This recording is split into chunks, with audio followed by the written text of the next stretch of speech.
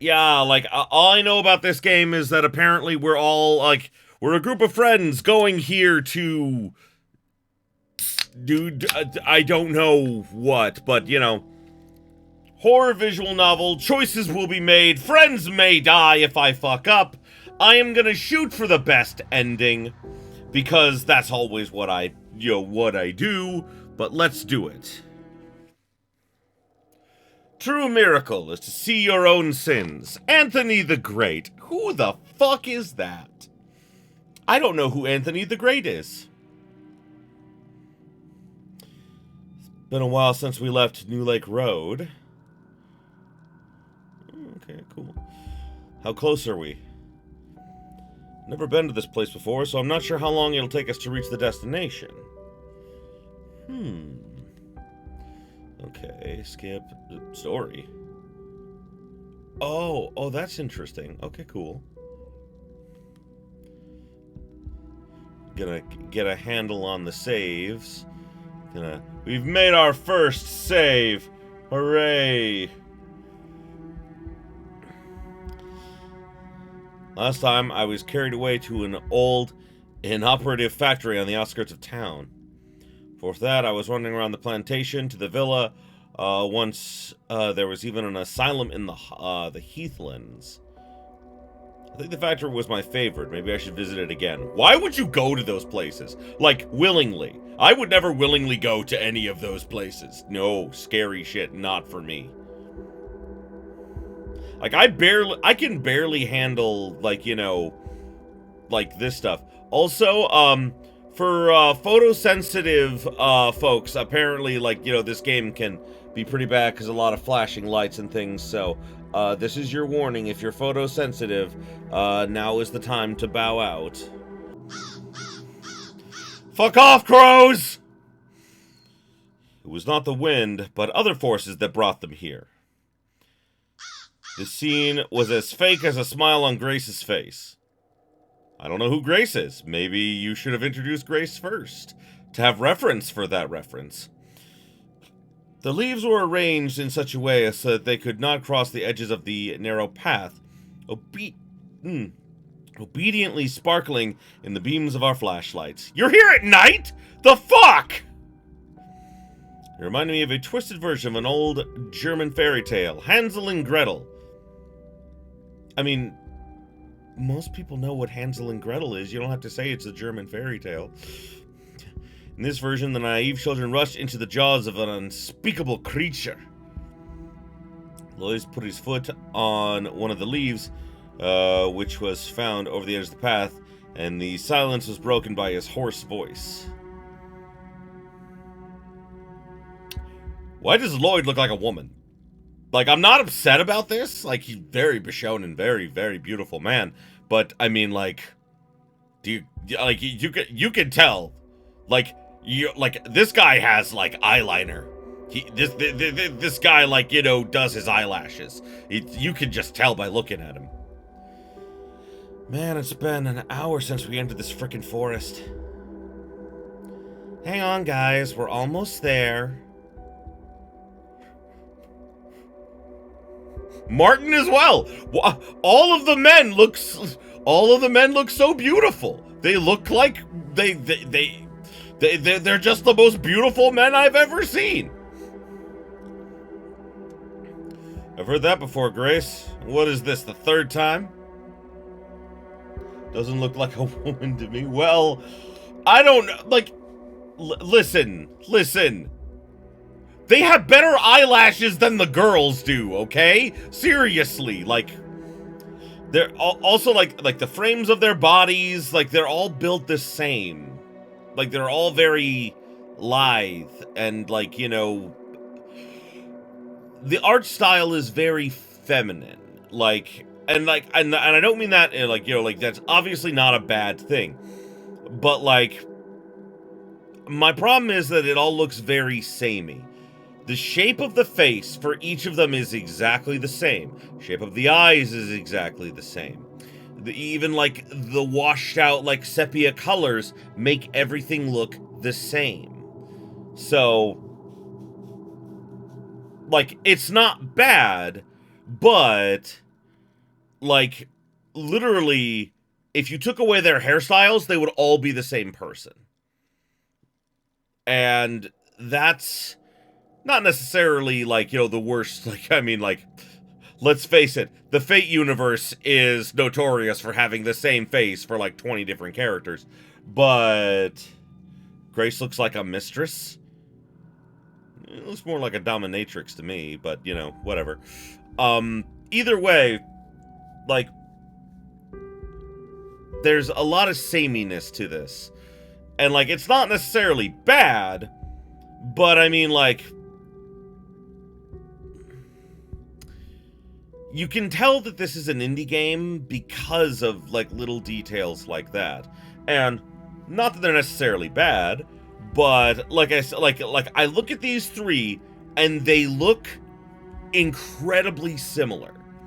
Like, that's the problem. Like, like, facial structure-wise. Yes, of course, like, they have different clothes and everything, but the main thing that a lot of people focus on is someone's face. And there's very little differences in the faces. Like, the eyes are the same, the nose is the same, the mouth is the same on all of them. Little tweaks could have made this a lot better, in my opinion.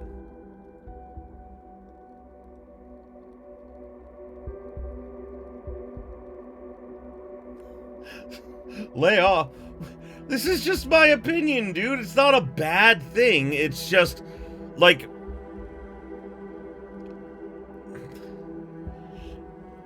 I am sorry that I noticed these sort of things. They're, like, in my opinion, like, this is constructive criticism. Constructive criticism is, like, they're all drawn very well. However, they all have a lot of similarities to them. And by having some stark differences between them, it would probably help a lot in differentiating.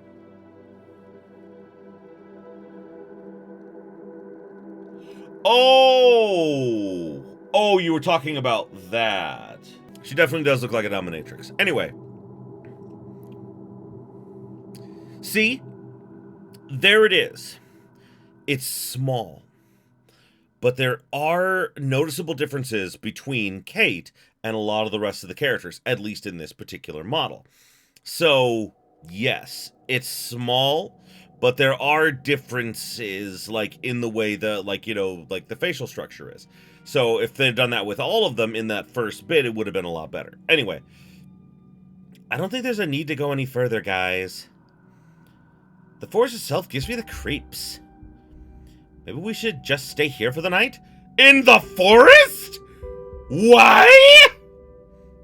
I agree with that. Kate, what do you say if we have sex in front of this pretty little Who talks like that?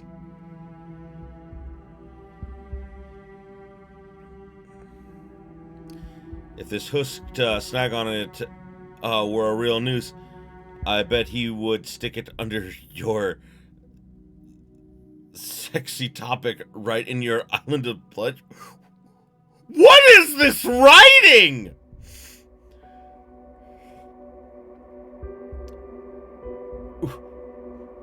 I don't know. I mean, like, if this hooked snag on it were a real noose, I bet he would stick it under your sexy topic right into your islands of pleasure. What is going on? It is too soon to say I made a terrible choice. No, you misunderstand. I am loving how bad this is. I love it. What makes you think I'll let you do anything with my body, you piece of shit? Can someone please remind me why I'm still going out with such a perv? I mean, the way that he's grinning and the way that you're licking your lips, I'd say you're both kind of pervy. I mean, like, you're wearing, like, a discount cheerleader outfit.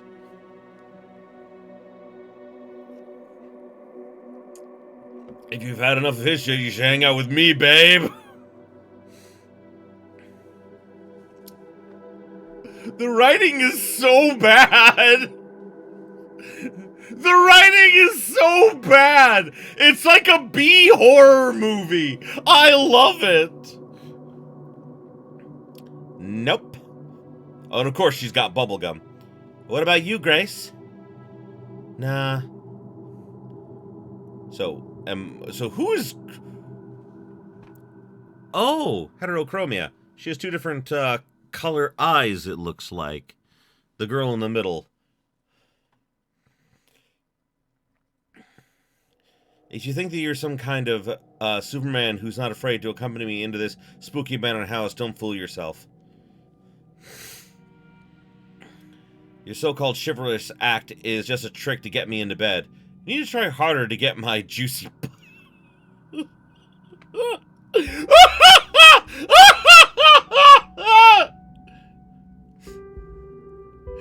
I know, right? Kate Lloyd Martin must die. I can't tell who anyone is. I mean, like, obviously, like, that's Kate on the end. Is that Grace in the middle? I think that's who that is. That's Lloyd, the other guy is Martin. Who am I? Who am I in all this? So I have a chance. Kate is discount cheerleader. Sweet. What made you so friendly today? It is my birthday after all, and we're gonna have a party. What do you have for brains? Shit? Oh my god, it's so bad.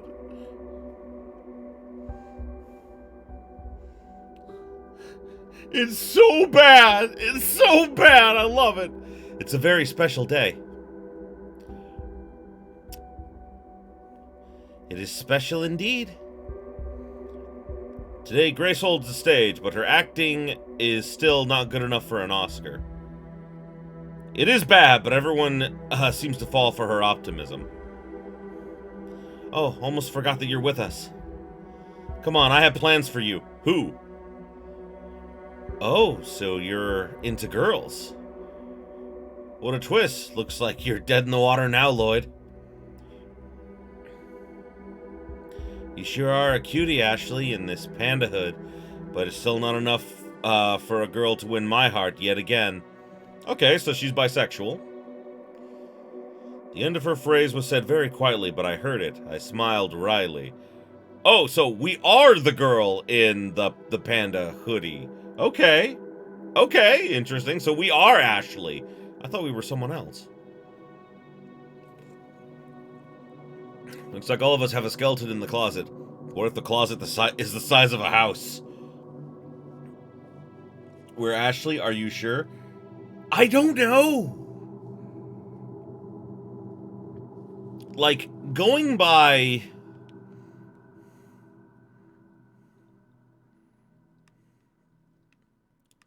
Can I not go up here? I thought maybe I could go up and see more of... Ah, there we go.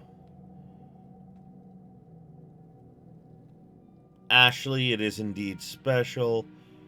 Today, Grace holds the stage, but her acting is not good enough for an Oscar. Pretty sure that we're Ashley. Pretty sure. Not 100%, but maybe. I'm not sure. This silly idea came to my mind when I saw this colossal house. I felt like something was coming. I think we're someone else that happens to be a woman. Maybe, I'm not sure. House seemed to be flickering on the crossroads of reality and imagination, in the land of a future unseen. Its secrets were hidden in darkness, just like the forest.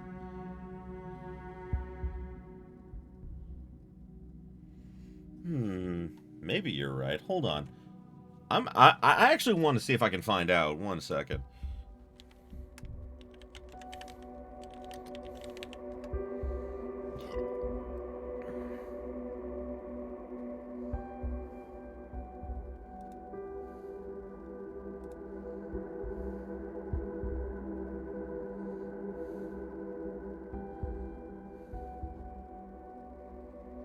Okay, it says, meet Ashley, our visual novel main character. So we are Ashley.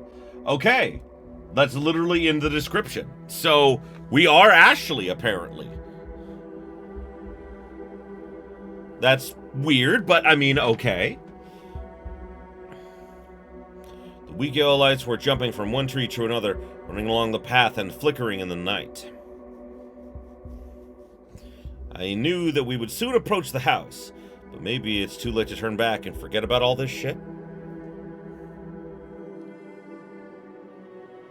So they mark Ashley's lines because reasons? Well, here's the thing. Maybe they mark Ashley's lines when she's speaking, so that they know that so that we know that Ashley's speaking aloud, whereas this is obviously internal monologue. That's probably the reason. Maybe, just maybe, I've had enough of this. So I asked myself, do you wish to save them, Ashley? Don't ask me this! Don't ask me this! Can I save? I can't save before this. Oh, shit. Well, I did save a little earlier. Do you wish to save them?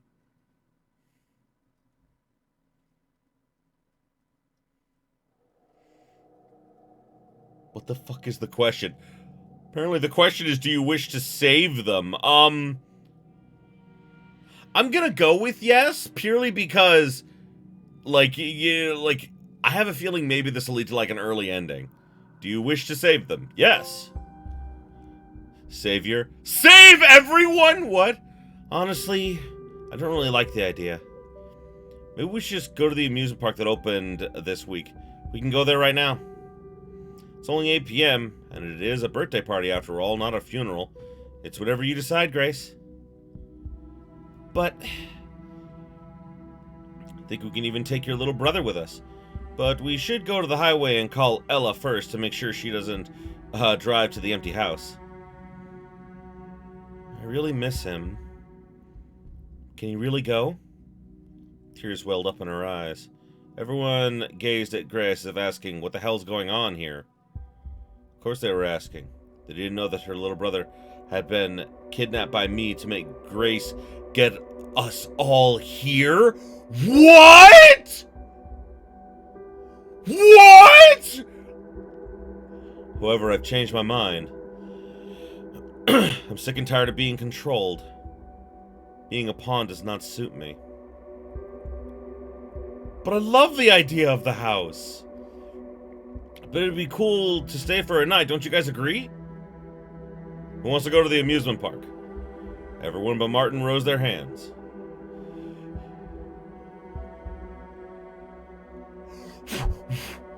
Wait, what? Okay.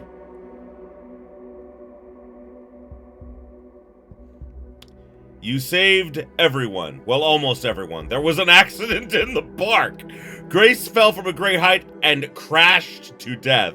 Martin was taken away by ambulance. For some reason, he kept shouting, "It must have been me. She's mine, mine." Did he really love her so much that he was ready to die instead of her? But is that so? You decide!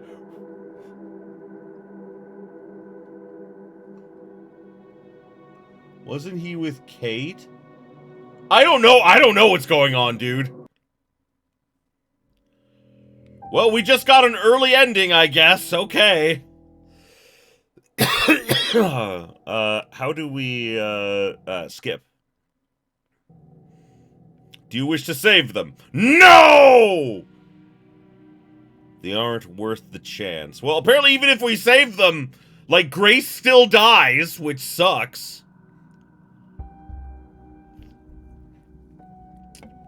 I must stick to the plan. The forest, like a hungry beast with trees for teeth, devoured us in a cold, dead night. Their branches look like crooked hands. They struggled to rip our faces off. And maybe we just couldn't realize their true intentions. I know, we are a fucking psycho, man! Maybe the trees were torturing themselves, wickedly twisting their branches to set a warning for us that in the end of the path, which was flickering in the beams of our flashlights, the darkness was waiting. Lloyd looked really nervous. He was haunted by the rustles, and it made him mad. His hand that was clutching a flashlight was swinging like some kind of pendulum with a glowing demonic eye. As the flashlight was only uncovering things lurking in the darkness, and that couldn't immediately burn his phantom enemies alive, it scared him even more. Interesting. I heard a strange sound and raised my head to see that it was just a crow. Caw-caw, motherfucker! Caw-caw! The beam of light ran through the black feathers, and the crow merged with the night. I'm the only one who actually knows what the darkness is hiding, but I'm still scared. My fears are not that simple. It is not what you feel with your when your reflection refuses to obey. The illusions in the bathroom mirror can't scare the shit out of me. It's just not enough. What really scares me is that the plan could fail. When you follow the untrodden path, you are always on thin ice. I feel like I'm lost in a boundless ocean, searching for a shark to ask if the human flesh is delicious. All the tension and interest I had for the characters died in less than 5 minutes. I know. I can't take the game seriously anymore, but like I said, it's like a B horror movie. Like, there's something campy about it, and I love it. Do you really want to talk to a shark, Ashley? I wonder whether or not I'm still sane. No, you're not. You are definitely not. The weak beam of light was sliding along the path full of faded leaves. Then suddenly, something on the ground caught my eye. Oh! Poor crow. Shit! What the heck? It was a dead crow. Maybe the one I'd seen earlier. Nobody knows. Its eyes were sparkling in the beam of light. It was staring at me, and that gave me the creeps. It's just a dead bird. I've seen so much worse in horror movies. Do you often see dead crows in horror movies? Pretty often, yeah. Why do you ask? We recently watched a movie, and in the beginning, the dudes run into dead crows in the forest, just before the massacre began. I saw this bird of death only after my life stream was over. It reminded me of those days that I was imprisoned in a mental hospital. I am just like, I love how they keep piling on more. They just keep piling on more craziness.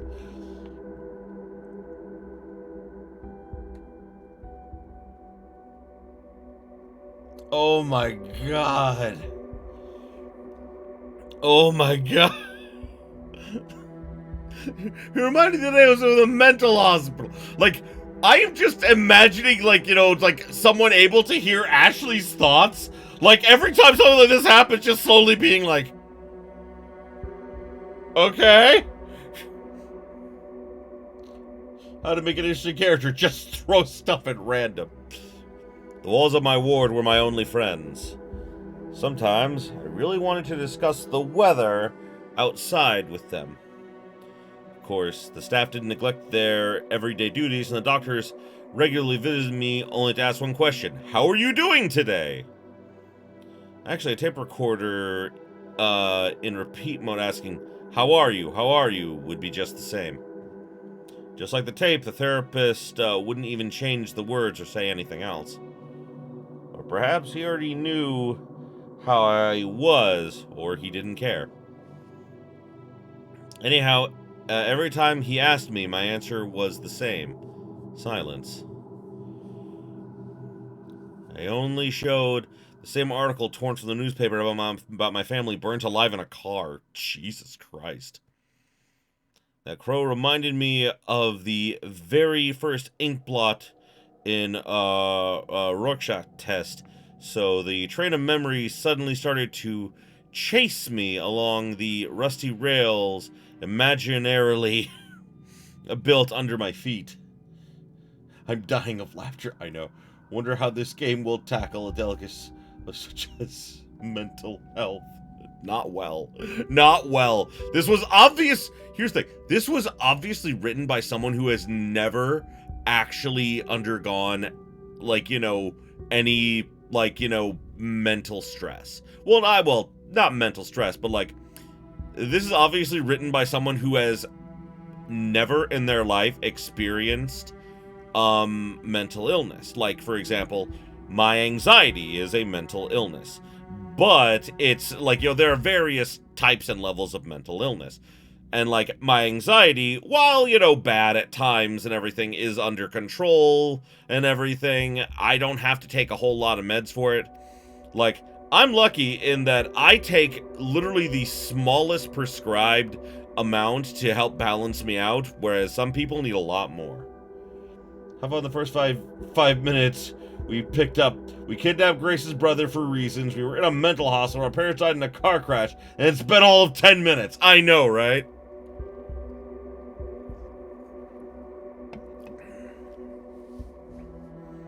I knew the exact spot where the rust corroded them, and the train got off track.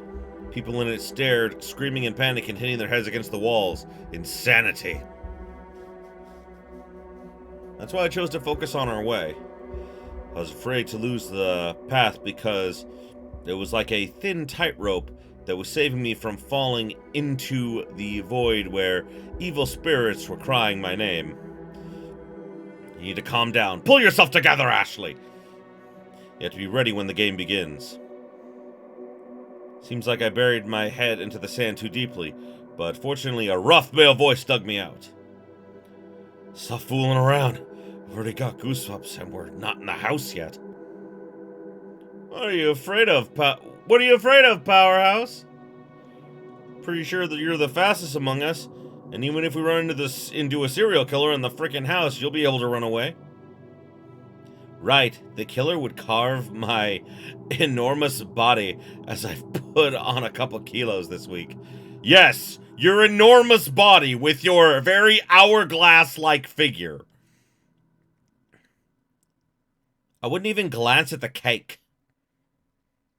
You mean your ass? Everyone laughed, but Martin started to comfort his girlfriend by telling her she had a nice figure. I mean, she does. I grinned. Shirley was a slim girl and just wanted to be in the spotlight, as always. But today, nothing will save her. I looked forward. Oh my god. I should have picked the Uno game. Well, it seems like this game may not be very long, and, like, by the time we finish it, we may have time to start Uno today. Also, Martin is in a relationship with Kate, but he's in love with Grace? Apparently? I don't know. I mean, like, you see that a lot in these kinds of horror movies, where it's like, they're dating one person, but that's because, like, for example, it's like, I've always loved Grace, but she would never accept me. But Kate the whore accepted me, but I would love to be with Grace more, because she's the girl for me, but Kate's all I can manage. Like, literally, it's a dumb thing in horror movies. Unexpectedly, I found myself ahead of everybody and didn't even remember how I left them behind. It was as unusual as summer rain and as sudden as snow in the beginning of July. I had to be first. I need to see it first. Mysterious forces were guiding me to that place. I was just a fish caught on the hook of curiosity, pulling me to the fisherman. Always hated the stupid shit. Yeah, me too, but makes this funny. Makes this really funny. Every new location had its own atmosphere. When I was wandering around the halls of the inoperative factory, I felt like I was trapped in the black hole of sorrow. I wonder if she just repeatedly brings new friends to these places, like, just for them to die. And not like she kills them. She takes them to specifically haunted places to let the ghosts kill them. She said that she was a pawn. So, obviously, something is drawing her here. Like, it seems to me like even she doesn't really want to be here, but she doesn't have a choice. Either that or, like, her mental insecurities are what are forcing her to do these things. The wet windows of the abandoned hospital were crying with raindrops of various shapes which constantly changed and drew enormous pictures as if invented by inflamed imagination. Eventually I saw it. I guess it was a fateful moment, so I wanted to have a proper look at it. At first I saw contours behind the dense pine needles. It was like a shadow, but then some magnificent parts of the building started to make out. Yes, the building started to make out with itself. That's creepy, now that I say it out loud. We were quite far away from it, but I noticed that just for a moment the lights on the first floor turned on, and then one more time, just like a lighthouse. Is it the house or my imagination? Question. Ashley is insane and Grace was forced. Martin's a moron. But why the other two would still be there? Kate and Lloyd are probably friends of Grace and are there for, like, her birthday. And, you know, Kate is Martin's girlfriend, obviously, so that's why she's there. And Lloyd probably either has a crush on Grace or Ashley, one or the other, and that's why he's here. That's why, that's, like, again, just throwing out ideas. If I saw or heard something, I would think I was crazy. And it would be more casual than any other things going on in my life. I couldn't decide yet whether the house is a friend or an enemy. Of course, its purpose is clear to me, as it always was, regardless to location or building. But despite its purpose, maybe this house decides for itself. I can't explain why, but somehow it was alive. All of the places were. They became alive for me, because things just couldn't be so simple when someone like me is involved. Anyway, if I stick to the plan, this house will play nice or not. It may be as treacherous as the devil, hiding the delicious candies inside the hungry jaws of doom. The house gazed at me with its lightless windows. They were dark, like the eyes of the blind, but I knew it watched me very carefully. Out of the blue, a hoarse voice broke down this strange connection between us. Now I knew I wasn't the only one who was looking at the house, which meant it saw us all. Wow, this damn thing is huge! Not bad, Grace. How'd you find it? Don't fool yourself. You think it was hard to discover such a place, but the house stands right in the glade. I bet some naughty local children ran around the house pretending to be ghost hunters or something. Cut the crap, will ya? What's wrong? Everybody knows ghost stories are for children. Am I right, guys? No one said a word. We continued approaching the house in dead silence. I was so deep in thought that I jumped when I suddenly heard the metal clip hit the wooden planks. And then I found myself standing in front of the empty doorway. Freedom! Finally! She dropped off her backpack, that apparently she was carrying, that aren't in any of the sprites, and stretched herself out on the porch. Tired already? Maybe we should go inside first. Looks like the door's locked. I don't think the ghosts are dying to meet us.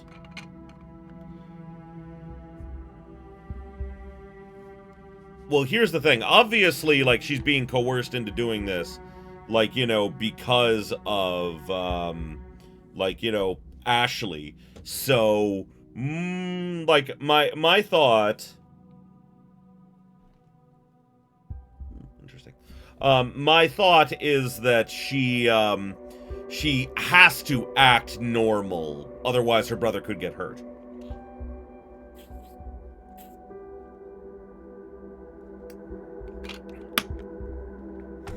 She obviously cares a lot about her brother. Go to hell, moron, and meet the damn ghost yourself. You're a real pain in the ass. You guys are so sweet. Let me handle this stupid door. Hold on, big boy. Now what?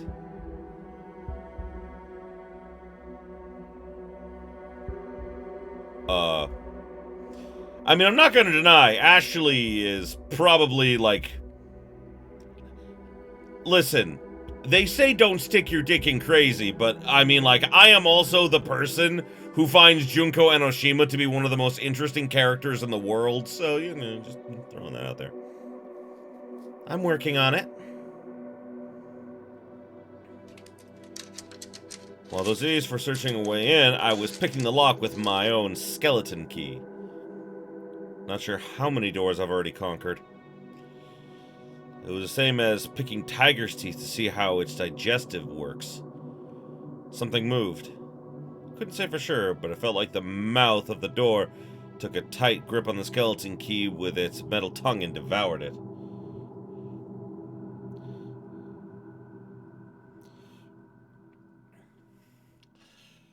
Well, here's the thing, is like, obviously, like, you know, Ashley has some mental problems and everything. The question is, are, like, the ghosts and everything all in her head? Or are they real? Can she actually see spirits, and does she have to appease the spirits by giving them sacrifices? Or is she just a crazy psycho killer? We don't know. There are some interesting elements. And, like, you know, like, why is she a lockpicker? She likes to go to abandoned places. Places like that are usually locked. Therefore, you need to have those sets of skills. I mean, like, honestly, picking locks is not that terribly difficult once you know how to do it. Like, I have never done it. I'm not denying that. But I have friends that know how to pick locks and everything. And they're like, yeah, some locks are more difficult than others. But most locks, like, especially for, like, places like this, are typically not that hard to open because they're standard. Standard locks are used pretty much universally for, like, you know, buildings and, like, homes and everything. Like, it's part of the reason, like... My god, this game is terrible. I know, I love it. Here's the thing, is like, I can love a terrible game. I really can. Like, because here's the thing. I'm not taking it seriously. I'm not taking it seriously, but I still want to know what's gonna happen. Like, you know, like, I'm interested to know, like, what the full extent of Ashley's insanity, and what's gonna happen to all the people here. So, let's find out, shall we? Seriously? Got mad and kicked the damn door. What the hell? Door was opening so slowly with a creaky, old, like, crap sound. However, it resembled the screams of tortured souls. I just couldn't bear it. Nice job. Interesting how she's heterochromia. Like, you know, like, both eyes are different colors. I'm only interested in Grace X Ashley.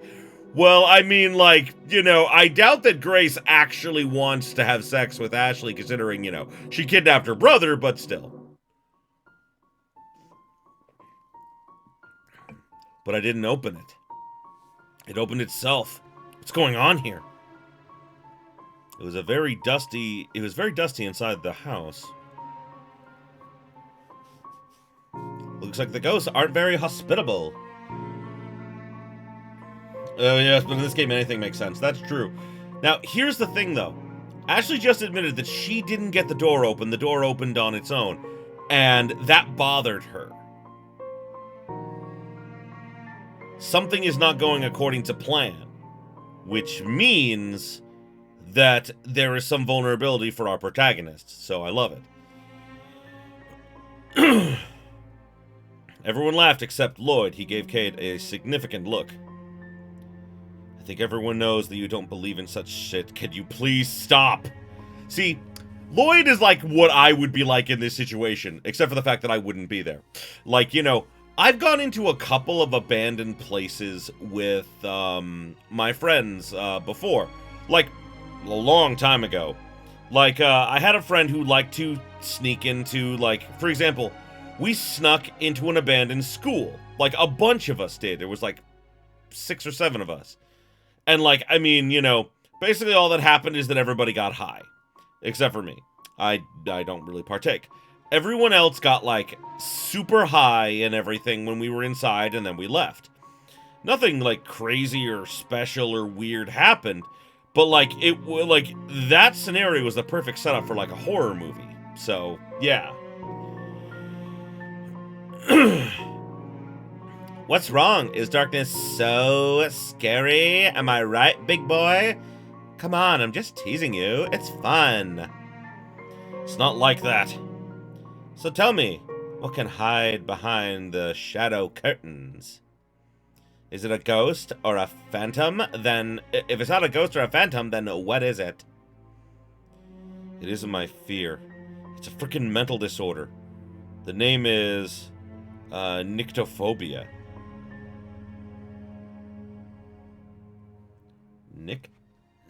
Nyctophobia? What is that? See, they should have explained what that is. Nyctophobia.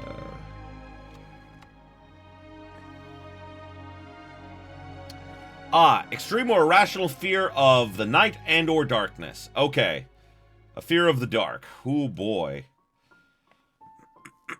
I love how they mention the curtains that are not in the picture. Yeah, I know, right? Make sure that your flashlight is not dead or you'll be in trouble. Don't even count on mine. Everyone laughed again. There's no need in flashlights anymore.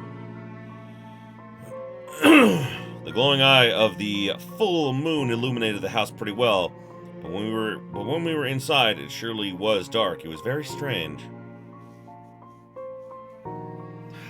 Those freaking tricks again. So probably the author has an nyctophobia and Lloyd is his self-insert. Probably.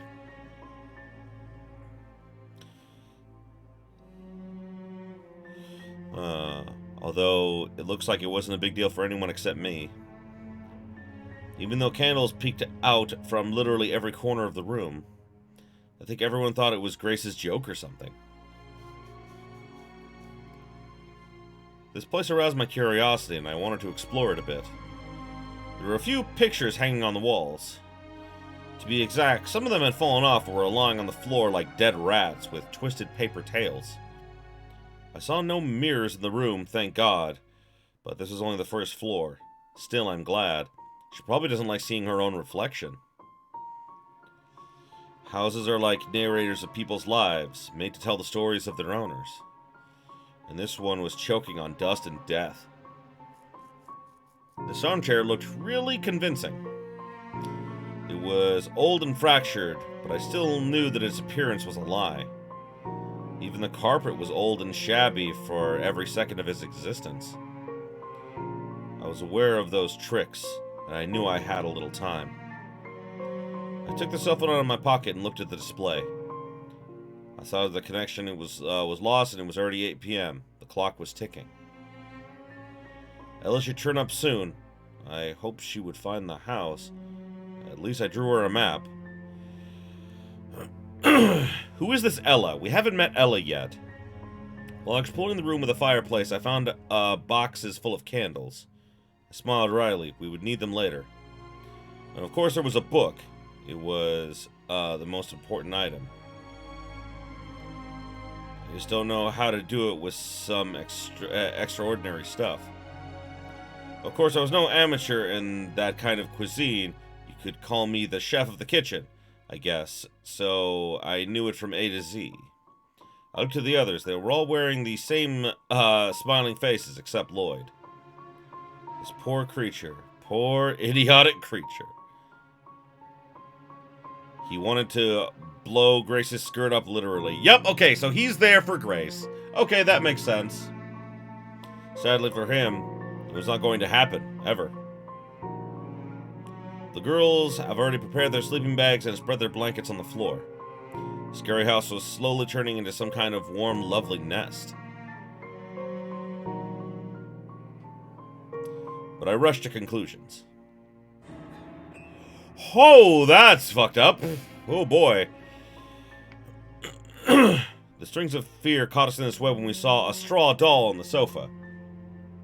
Everybody loves Grace. Yep, that's true. A button eyes pierced us through as if staring at our souls. Somewhere behind the skin there was a hall full of screams which couldn't reach our mouths. The apple of her eye was black like a rotten dead fruit, and the flickering hellfire of the candles made the scene more satanic.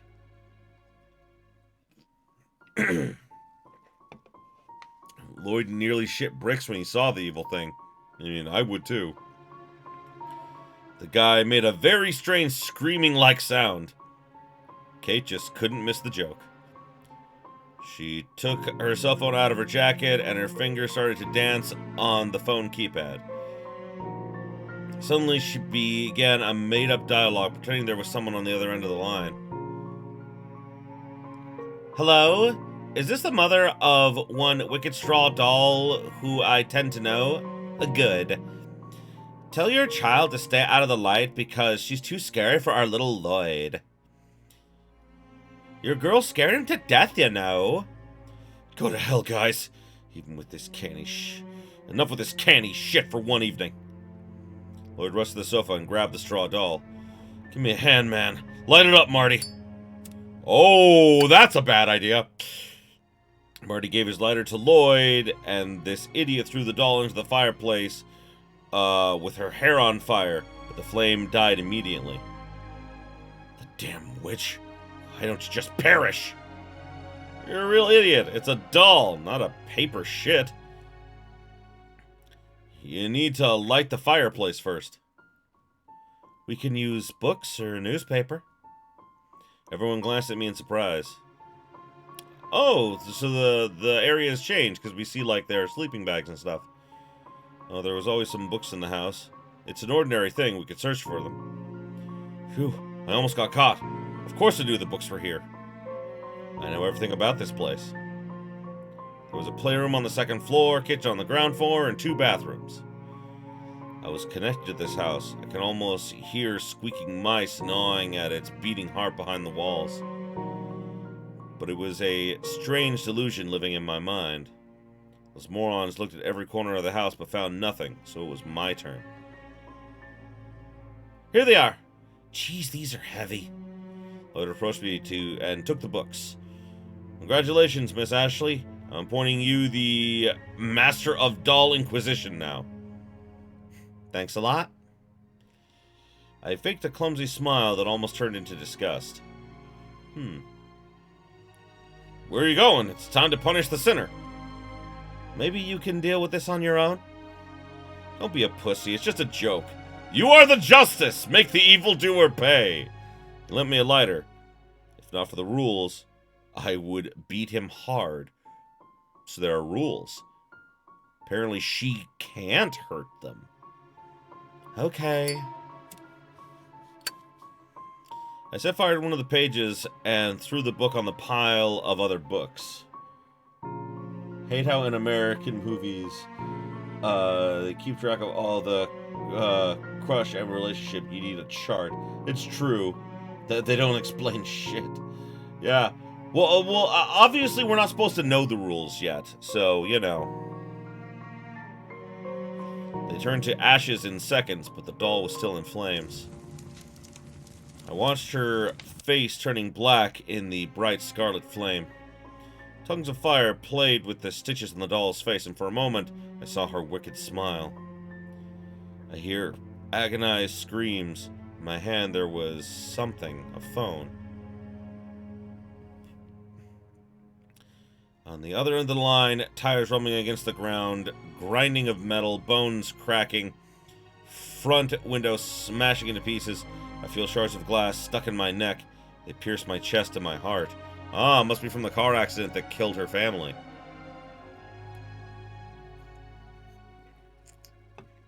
Maybe the explosion tore their limbs off.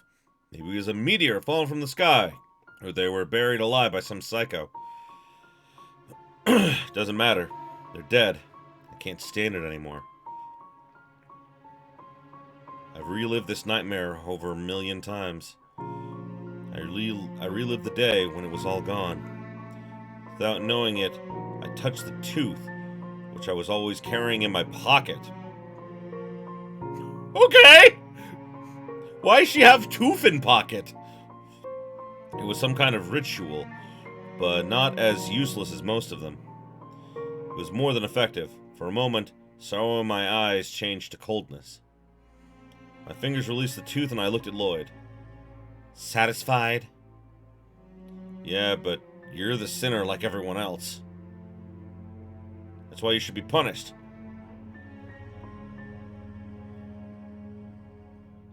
I'll turn you on the minute I turn off the lights in a bedroom, sweetie. Bro.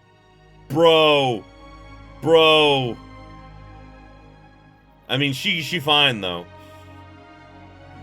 Lloyd didn't give me a chance to evade his lightning kiss. What? I almost died of disgust as his tongue touched my cheek, like a maggot lurking in a corpse.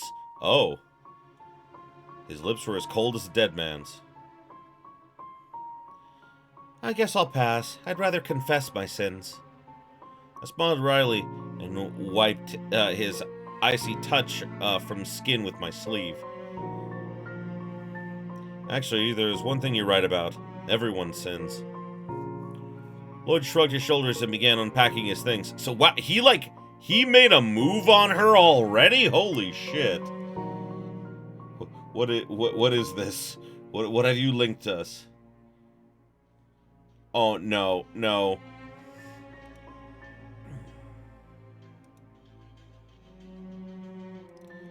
Listen, bro, you simping hard and you need to stop. The writing is so American. Which is funny because this game is originally Russian translated into English. Yeah, this isn't an American story. Because they're all evil bullies. Well, kind of. It's present giving time! The girl opened her backpack and took out a book with a colorful ribbon on it. Take it, beautiful. It's for you. Thanks, cutie. Always wanted to read the biography of Scott Malcolm, one of the greatest guitarists. Lloyd was next. I thought if you liked their last album, you must check these out. Grace took the CDs and hugged Lloyd. She slapped his butt. The keys to the house in Skydwat Lane 65 twinkled in a ringing bell. That's all you get, big boy.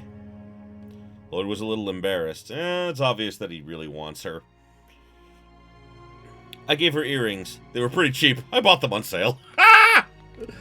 This game, everybody flirts with everyone. I know. Oh my god, I know. Thanks. Martin left the house. Through the window, I saw him smoking. He didn't even try to take his pack of smokes out of his pocket on the way here. Maybe if he smoked near Kate, she would order him to swallow the cigarettes one by one lit up. When Martin came back, he took a bracelet from his bag and whispered something. I bought it because it was beautiful and cheap, of course. But it has the Japanese hieroglyphics which mean happiness and money, so maybe it'll work fine for you. Japanese hieroglyphics. They're not hieroglyphics, but okay, whatever. Cool, nice thingy. All of a sudden, Martin put the bracelet on Grace. It cuffed her wrist with a loud click. Now it was time to eat the cake, but Elle was still on her way, so everyone felt depressed. Someone suggested playing cards, and everyone agreed.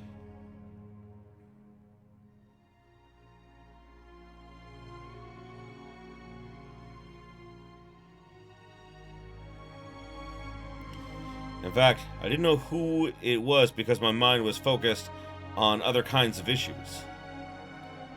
I had more important things to do. I approached the book that was lying on the mantelpiece and took it. No one noticed the book except me. It was out of human sight. Even I did not see it. I only felt it at first. When I opened the book, I looked at the strange symbols that didn't make any sense until I touched the tooth in my pocket. I understood. I understood everything! Oh! It's big brain time! While consuming the symbols, I almost tore some of the pages off. Finally, thousands of letters formed the phrase. Iam murs affaire. Well done, Ashley. This phrase was like a good friend to me. I lost count of how many times this phrase came up in my mind, and still couldn't remember its true self, full of inconceivable power. If I just spoke the mysterious words without the book, nothing at all would happen. Iam murs ofera. I took my phone out of my pocket and looked at the display. It was 10 p.m. already. Wow! Time passed quickly, and the game was about to begin. Would it be a fair one?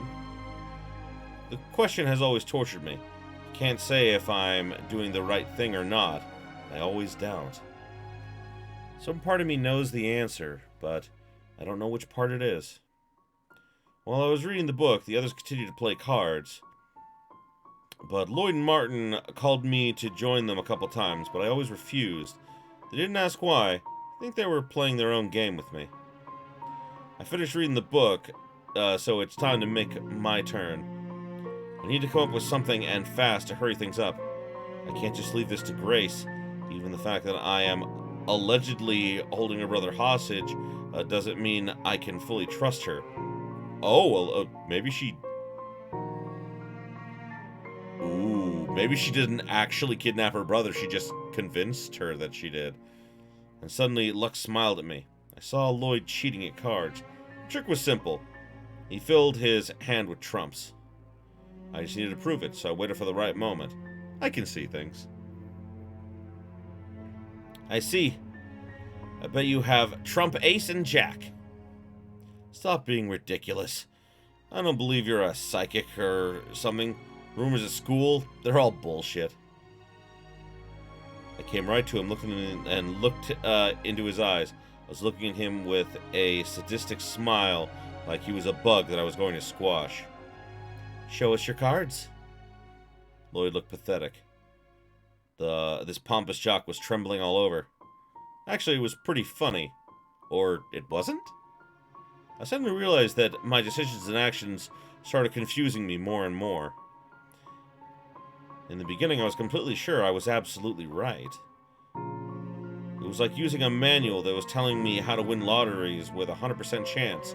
But screw this shit. For me, it was as usual as breakfast in the morning. Of course, I want to return to that factory and repeat the whole thing one more time, but not as much as I wanted it a month ago.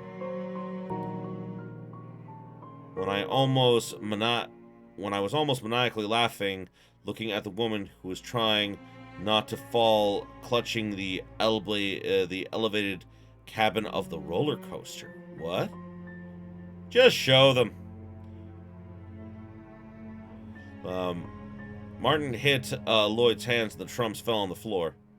You asshole, give me back my 20 bucks! It wasn't me, she set the whole thing up! Are you kidding me? I was miles away from you.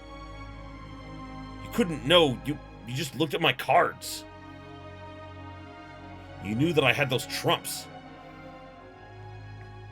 He has some kind of like a gecko on his arm. It's weird. I wasn't cheating. Prove that you're psychic! Well, looks like Lloyd was going mad. Obviously, I pretended his words hurt me. Shit. It was so hard not to gloat. He was going straight into my trap. You fool!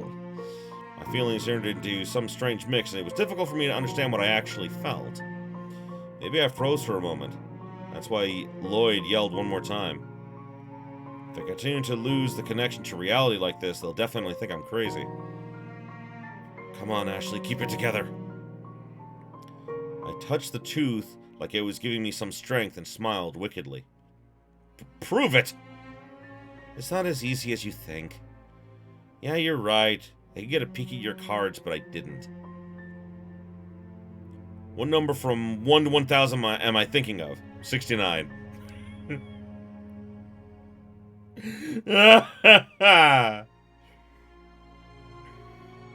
Geez, seems like this guy really believed in my abilities, which, by the way, leave much to be desired, for now at least. That's not interesting at all. It must be something more difficult. What color is Kate's underwear? Everyone ignored this question. Summon the spirits. Heard a lot of psychics can talk to them. Oh, so this is the beginning of it. I get it. Yeah, that'll be cool. Jeez, you're like Ella, but I agree, that'd be great. I guess it's not a very good idea. I'll prepare everything. It was really difficult not to laugh. They were so ridiculously naive. It was so funny to see them like this, but there was something more. The mystery of the whole thing had inspired me in some way. Playing with fire always intrigued me. I knew something inexplicable, exciting, and terrifying at the same time was about to happen. Knowing this raised my spirits even more so that it wasn't my fault. They themselves asked me to do it. Nobody forced them. It would probably be better to do everything wrong, to end this madness once and for all, but not today. This fool inspired me. He made me sink into a slough full of rotten memories. I felt like I had fallen to the bottom of a huge can filled with maggots. They were crawling into my ears, and I heard them twitching inside, heard their whispering of death. Perhaps Lloyd will be first. This moment of uncertainty had always turned my curiosity into a hungry beast, waiting for the meat in its bloody bowl, given to it by the hand of fate. I dusted off the old handkerchief that was lying on the floor and began placing candles on it very carefully, like a caring mother who is taking her precious children from kindergarten. 13 little children, small and tall, plump and thin, but all hungry. They were sleeping in my handmade cradle, which swung as I carried it to the ritual room. I called this room by that name the moment we entered the house. It's kind of sad that I couldn't examine it properly because of the piles of memories and thoughts that followed me to the main door. It was pretty dusty in here. It's obvious that a house like this had seen its best days, and now it was old, abandoned, and forgotten. In some corners of the hall, I could see spider webs. Gross! She has these images in her head of, like, I'm falling into a can of maggots that are squirming in my ears. Oh, spider webs, gross. I love it. I really wanted my working place to be just a bit cleaner. Before I started my preparations, I knocked on the wall, and a broom fell into my hands. Suddenly, I felt very angry. What the heck? It would be a lot easier for her to do this. Her? Who is her? I threw the broom to the wall, but it vanished before it reached the obstacle. Well, that's interesting. The floor became much cleaner. That's how it's done. I took out a piece of chalk. This is my main tool for tonight. Of course, I didn't like crawling on the floor, but it was usually done this way.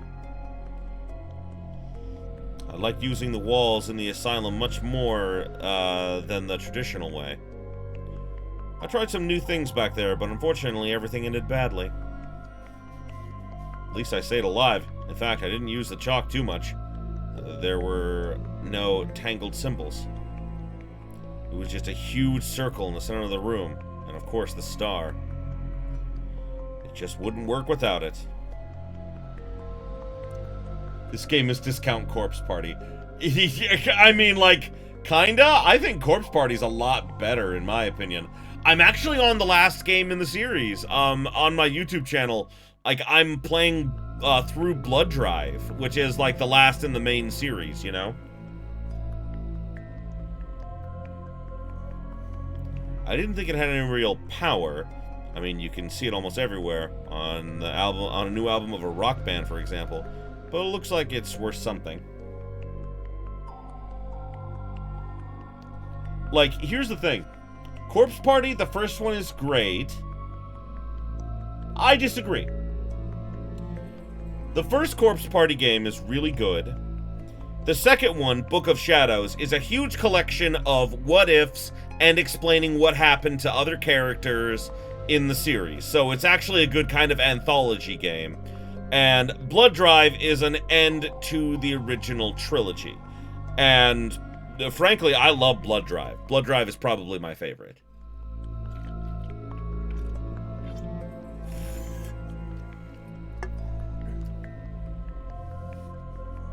The candles were next, which is my favorite part.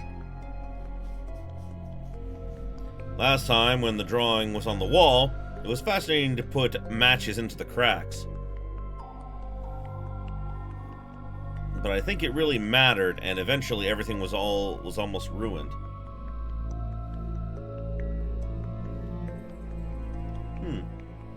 What don't you like about Blood Drive? I'm confused. Oh, I shouldn't say confused, I'm curious. So I'd rather use candles this time. But first, I had to draw circles in the center of each star between the thick white lines. Carefully, smoothly, and only one of them I scratched out, making a terrible sound like the chalk was some kind of claw. Finally, the picture was done. I put every candle in the exact spot as if arranging chess pieces are on the board. Pawns were first, as I called them. They embodied every person in the house, and only one piece could become the queen. No, I was already the queen, but had to fake my unimportance as to not cause any suspicion. The fattest candle was meant for Kate, as she was obsessed with her figure. Mine was slim and beautiful, of course, but it had to break into two pieces following the rules.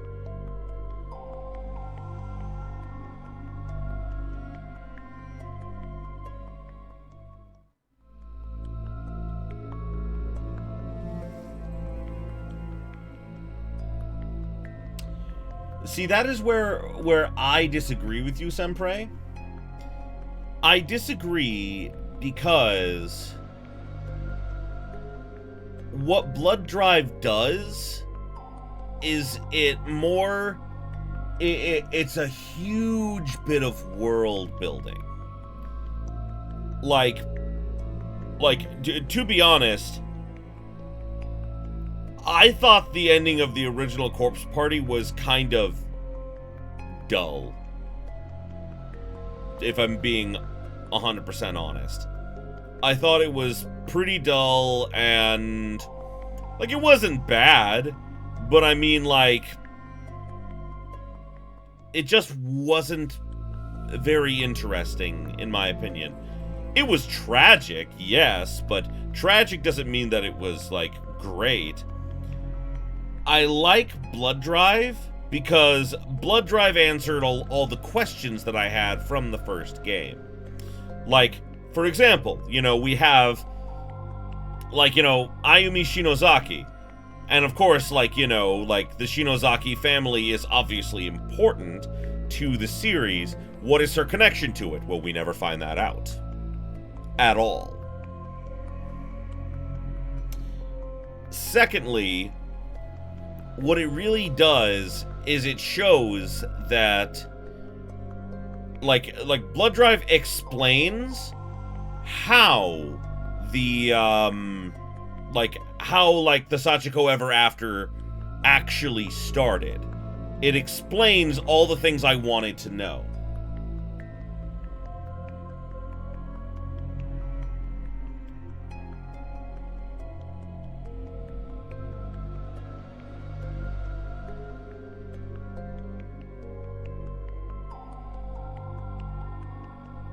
What plot holes does it create? This is what I'm confused about.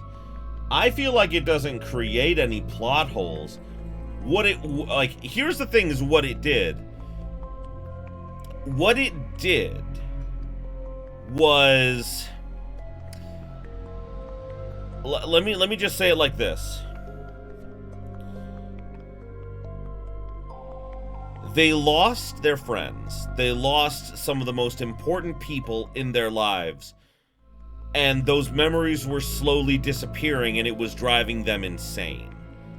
because their friends were quite literally being erased from existence, and it was slowly even vanishing from their own minds.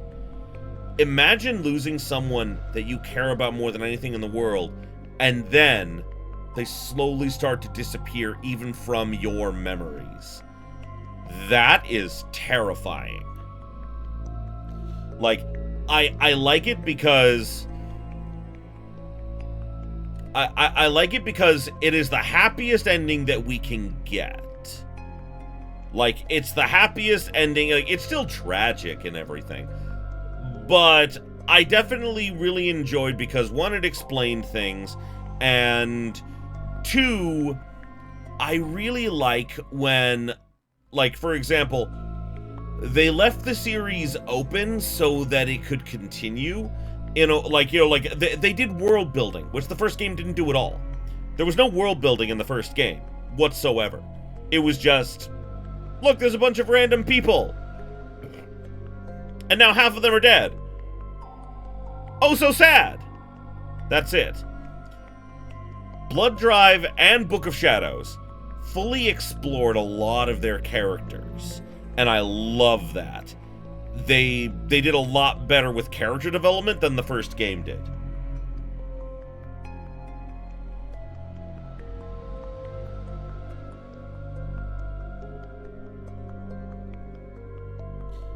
The first game didn't need world building. That's where I disagree with you. For example,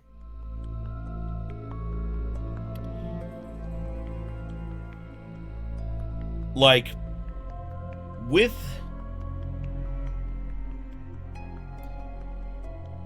it loses what made the first game interesting. I mean, what did the first game do that was so interesting to you? Because, personally, by the end of that game, it was clear that it wasn't over. Now, granted, are you talking about the very original game, or the mainstream game as it was remade and republished and everything? Because, yes, the very first original game, like, you know, was built to be a standalone thing, but it was also missing a bunch of characters. It's the mainstream game. It's like the Promised Neverland after they escape. Here's the thing.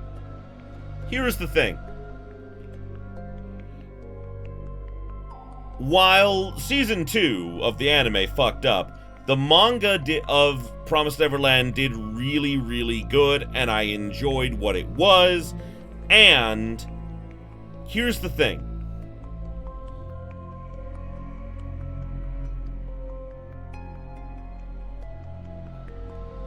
That's where you're wrong.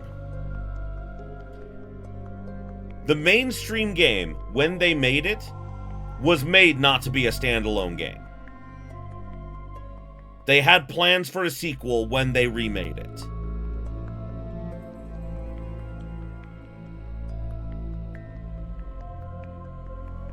See, but I don't feel that way. Because, like, for example, like, the biggest thing that I love in video games is character development.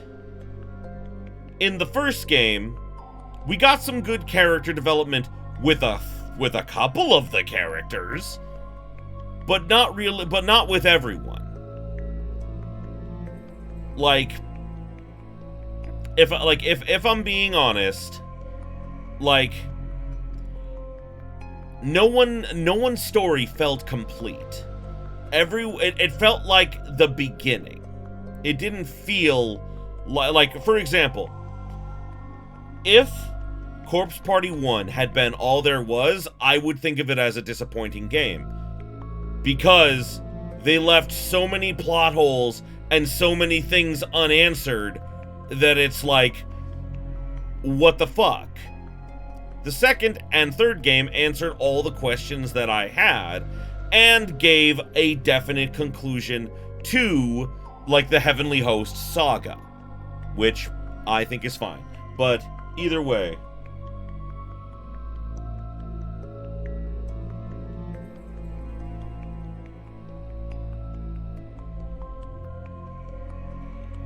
But that's the thing, though. Like, because I played it recently. Like, for my Let's Play channel. I played the first game recently.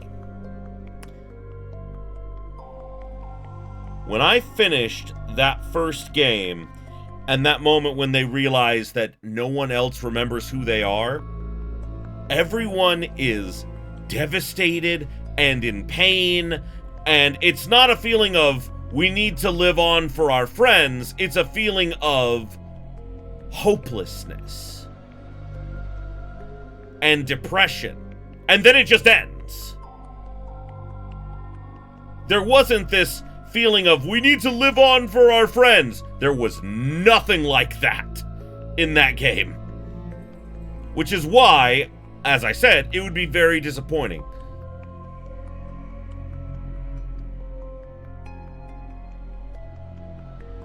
I forget that you're a sadist. I forget that. Anyway, let's move on with this game, because this is what we're focusing on now. Then they're put in the center of the star, and now it is time for the main players to join the game.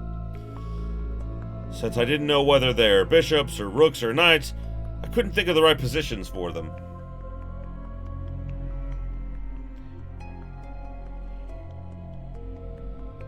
Not everything needs to end happily. I mean, like, I get that. I do. There are some games that definitely I agree with you. The problem is that...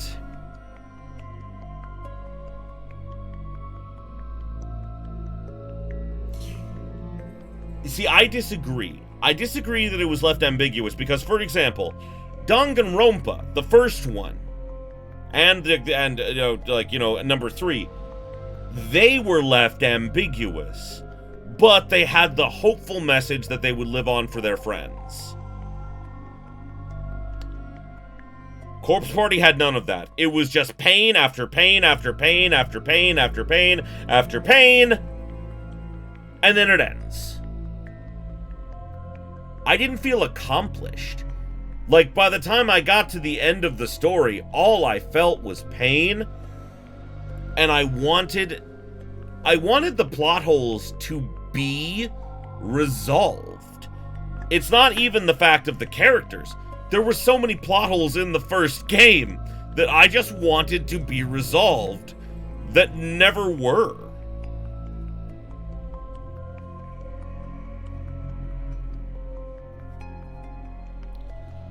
I mean, like, it's boring.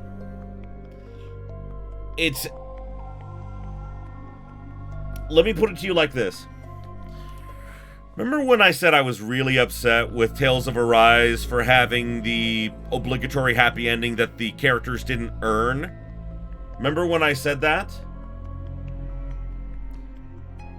This is the same thing, but in the opposite spectrum. You can't just have pain for pain's sake. There needs to be stakes. There needs to be proper build-up. There needs to be proper execution. And I felt that the first Corpse Party game was setting up for a sequel. They always were. It didn't feel over. It didn't feel ambiguous. It literally, I'm not kidding you, it literally felt like end of a chapter. Like, you know how, like, in all the Corpse Party games, like, they end a chapter, and you know that there's going to be something going on after that chapter because it leaves so much unanswered? That's what it felt like. It felt like so much wasn't answered that I wasn't satisfied. The story itself was incomplete. That's why I like the other games, because they complete the story. And perhaps you don't like that, but to me, I hate it when a story feels incomplete. And the first game felt very incomplete.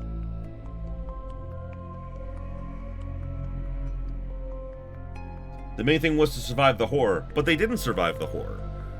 That's the thing. They didn't survive the horror. I mean, the game has 2 canonical endings. The game has 2 canonical endings. One in which they actually break the curse, and one in which they just get trapped in a never-ending cycle of their friends always dying and them always going back to Heavenly Host.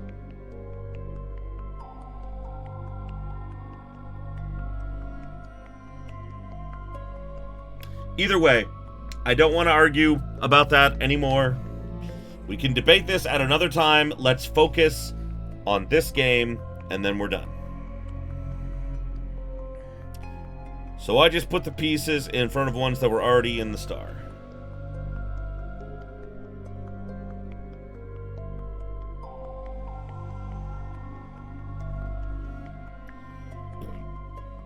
Every candle meant for the main player was placed carefully, so the candles embodying the people in the house were their reflections, though somehow twisted, as I just couldn't find one as fat and ugly as Kate's candle. Everything was done, but there was still one candle left. I knew it was significant, but I had no idea who it was meant for. When I was at the asylum, I put a significant chess piece near the wrong pawn, and we got into big trouble. I looked at Lloyd's candle. I hope my intuition was correct. That asshole, most likely it's him. Suddenly, candles lit up the room. What the hell is going on here? No, it's just my imagination. It was the headlights. Lloyd came into the room and whistled. Well, well, you're totally out of your mind. You think that drawing that freaking pentagram that's always in the cover of horror movies will do the trick? Martin entered the room. Kate followed him. Yeah, nice room. The scary skull's the only thing missing.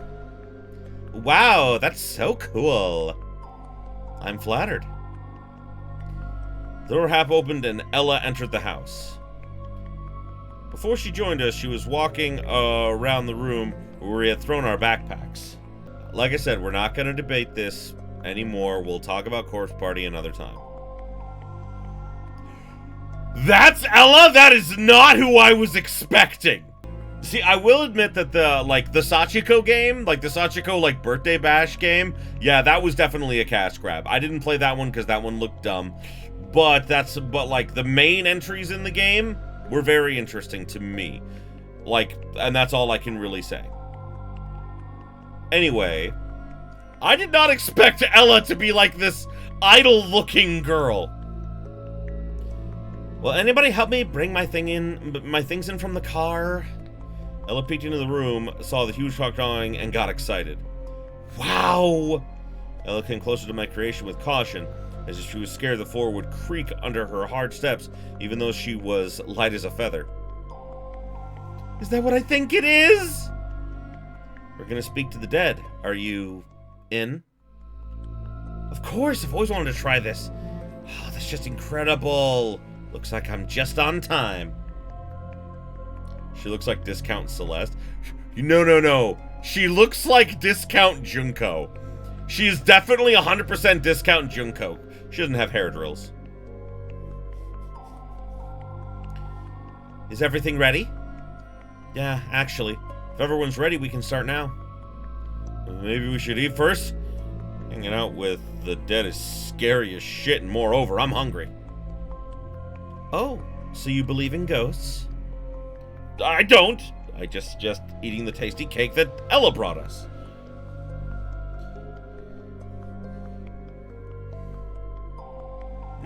I would definitely not say that she, nothing of her reminds me of Celeste, because Celeste had elegance, in her clothes. That's just slutty. So, yeah, I disagree.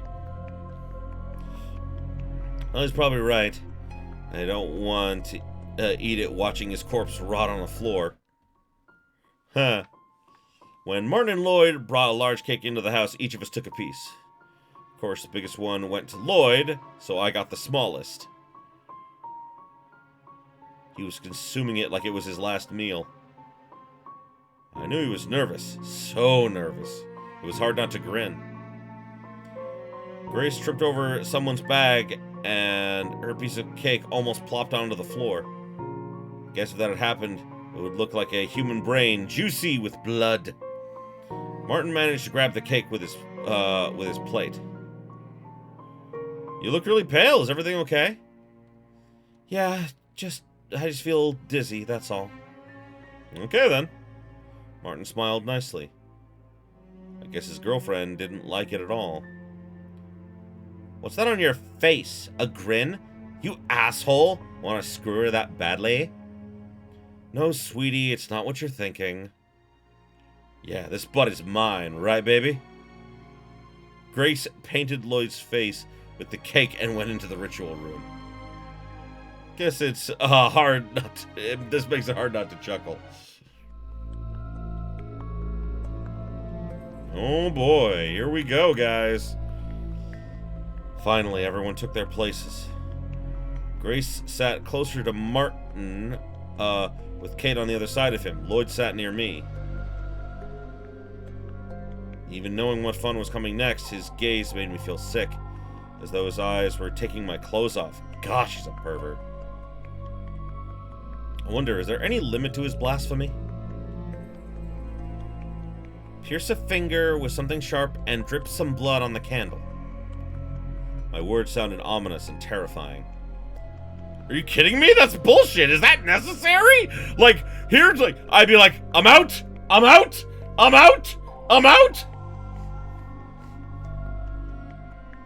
Hey, what up, Drake? Welcome, friend. Welcome. We're doing good. This is a very horrible game. This game is so bad, and I love it. It's like a B horror movie as a visual novel. I love it. So, to recap for you, since you just got here, Drake, our main girl, Ashley, is a psychopath, like, that no one else really knows about. She has kidnapped, the girl on, let's see, the girl on the left, like the far left, sitting on the ground there and everything, kidnapped her sister to force everyone to come here to do this weird ritual thing that she says she's being forced to do, but she also spent time in a mental facility, and she says that there are rules to this, and we don't know what the rules are, and she keeps playing with a tooth in her pocket that calms her down. Like, I don't know, man. Also, everyone is stupid. It's the stereotypical horny, dumb teenager. Thank you, Senpai. Yeah, no, like, there's just a lot wrong with her. Pardon me. I clench my hand into a fist. Also, this game is full of spelling errors, so I'm trying to say things as they actually should be said.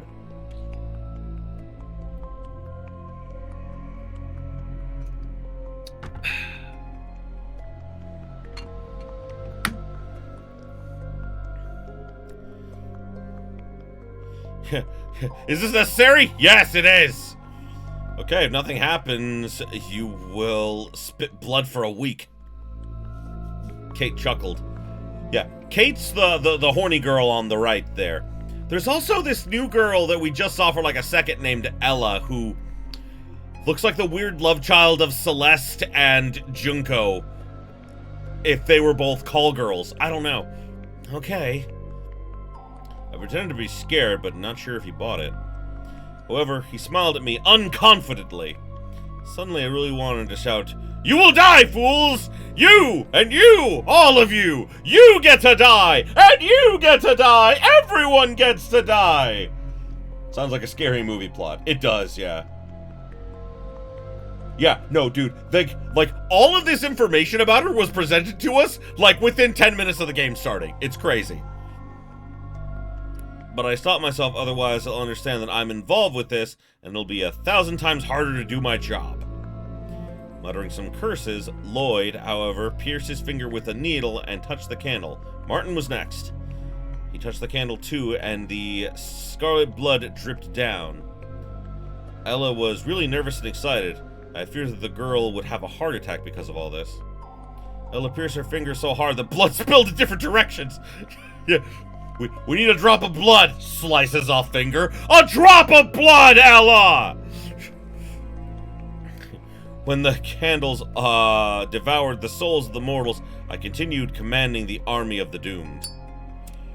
Martin, just like my actual assistant, was giving his lighter to everyone one by one to light up the candles. Why aren't all the candles lit up? I shushed her. Last thing I wanted is her comments, and at such a critical moment. Close your eyes. I could see that Lloyd's eyes were half open, so the dead can't take them away. Lloyd immediately closed his eyes! The only thing we heard was the whispering of the candle flame. Yeah, we debated Corpse Party for a while, me and Sempre. That's what took us so long to get to this point. Iam mors ofera. The wind howled outside. Iam mors ofera! Oh, suddenly all the candles went out, and Shivering Flame was devoured by darkness. The ones that were sleeping woke up and extended their fire tongues. The same happened to the candles in the corner. Then a mysterious female voice whispered and disappeared. Wow, so cool! Was that the dead? What else could it be? Nothing happened! It was just a trick with a voice. And you made the candles light up and then blew them out. I saw everything! I knew he couldn't see that. You're a liar. Don't come any closer to me. Okay, let's calm down, guys. Lloyd, who wanted to rush at me, now stopped. Seems like he was a little afraid of Martin. Did this guy just step in between? Have I misjudged him? Is Martin not an asshole? I heard the voice too. I'm sure it wasn't Ashley. It was a sound from a tape recorder. I heard something. There was some noise. Is he right, Ashley? I looked down on the floor and gave the cell phone to Martin. That's right. He pressed the play button. The recording, Afera. Then some noise, just like he said, her real voice. Nice performance. You almost managed to make me believe in that bullshit. Trick with the candles was cool, though. I remember the harsh flash of the flames. You didn't light up the candles one by one. You lit them all at once. Are you kidding? But you figured it out. Yeah. We'll talk about it later. Now I need to smoke. He came to his bag, took a pack of smokes, and went out. Through the window I saw him. Staying near the car, he was blowing the cigarette smoke to the night sky. We haven't finished yet! Lloyd went out of the room and I heard the chewing-like sound. The guy began greedily consuming what's left of the cake. I stuck up behind him and quickly sat on the old chair to make it terrifyingly creak. In case all of a sudden it was a joke? Maybe. Lloyd was choking on the cake and a piece of it dropped from his hands. He looked around. He was scared to death until he saw me. His fear immediately turned into wrath. I'm gonna frickin' kill you! Oh, well that doesn't look good. I guess that for him, I was a player from the opposite rugby team. He wanted to take the ball from my hand, so he jumped to the chair I was sitting on. Fortunately, I quickly dodged the attack. The literally ancient chair somehow stood against his massive body. I mean, like, his body does not look massive. And didn't break. Lloyd then fell onto the floor. Martin returned to the house with the cigarette still in his mouth. Looks like something was urgent. He was searching for something with his eyes. He definitely didn't come back because of the noise. However, he looked pretty calm, like always. Martin took out a cigarette with his fingers, threw it to the ground, and stomped it out. He pointed to the ceiling. There. I saw something on the window on the second floor. Yay, the ghosts! With cries of joy, Ella ran up the stairs. Lloyd noticeably turned pale. Interesting. Everyone rushed after the girl with the ponytails. The shadows slid along the massive window, touching Ella's car in the yard. Its headlights were still on. The girl didn't even bother to turn them off. Seems like this mysterious story excited her so much that she forgot about such simple things. I mean, that's gonna make the battery die. That's not good. The car was staring in front of it. It didn't care about what was going to happen within the walls of this house.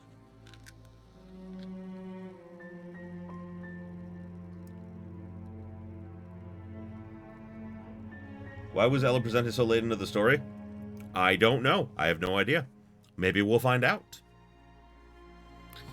I also noticed that the first floor windows were high enough to break the neck and a couple of ribs if you fell out. We went even higher up the stairs to the second floor. Let's play! Oh joy! There was something on the wall, a message for us. Bloody letters said, "Let's play!" Ooh, maybe the ghost who you saw through the window did that, Martin. Are you kidding me? Ghosts don't have a physical form. They can't write on the wall with blood. That's some Hollywood bullshit. I think so too. Must be stupid kids. We were searching for something to light the fireplace. The message wasn't there. That means the pranksters are still here. Of course, I knew it was just a trick. Compared with what was going to happen after it. The bloody line, like a silent guide, led us to the room without any doors. The funny wallpaper told me it was a child's room. We entered the nursery. I'm not sure I remember this room. Because you didn't come to this floor. Both Lloyd and I did. Thank God. That shit gives me the creeps. She pointed at the unusual toy mouse with slender, long legs.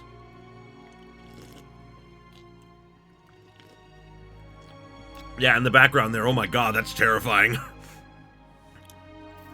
The thing was sitting on the chair looking through the window with its shiny eye beads. This room looks like someone lives here. It's just sick, so cool! I thought so too, but that's bullshit. This is so intriguing! Ooh, I have an idea! Wait a sec!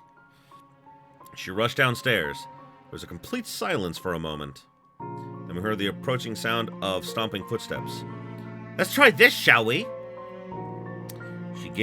Ella gave me an infamous Ouija board. She was prepared for this quite well. Seems like I shouldn't have worried about the ritual after all. She made me do that under the gun anyway. Oh! Is Ella the one who's making her do this? Oh, maybe Ella's the real psychopath. I'm not sure. You only live once, right? Are you out of your mind? I don't believe in ghosts, but I'm interested. I'm not. I guess now, or only for this precise moment, when we sat down in the center of this strange child's room, everyone believed in ghosts. Even Kate, though of course she would never admit it. If a phantom hand of a baby touched my skin now, I'd flinch. Obviously, I'm afraid of ghosts because I know what they're capable of when they're not in the mood. In this room, there were not many toys, but still. This room must be abandoned. Hey, can you hear me? Abandoned! God damn it! There was a little bed with a teddy bear on it near the wall. The dollhouse was standing on the floor with a small zoo near it, and a faded pillow was left nearby. Imagine for a moment that you did the bloody candle thing. Would you have done the Ouija thing? Dude, I wouldn't have even done the bloody candle thing. The second she's like, you need to drip your blood out the thing. I'm like, nope, nope, I'm out, I'm out. No, no, no, no. By the opposite wall, there was a little nightstand with a child's makeup and the mirror above. I hate mirrors. If you take a cozy sit on a chair at a table for a tea party, you'd be able to see the forest landscape. Let's begin. I touched the planchette and started moving it around the board. Everyone grabbed onto it too, and it suddenly felt like we were going to touch someone's gravestone right now. What's your name? Our hands moved slowly. We heard an eerie creaking sound. Mary! Mary!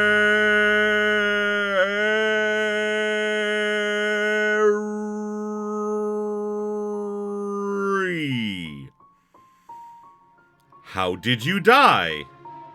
Everyone gave him a judgmental look, but the planchette started moving. Daddy! Oh my God! Daddy! Was it his fault? I don't like this. What am I thinking about? Sex!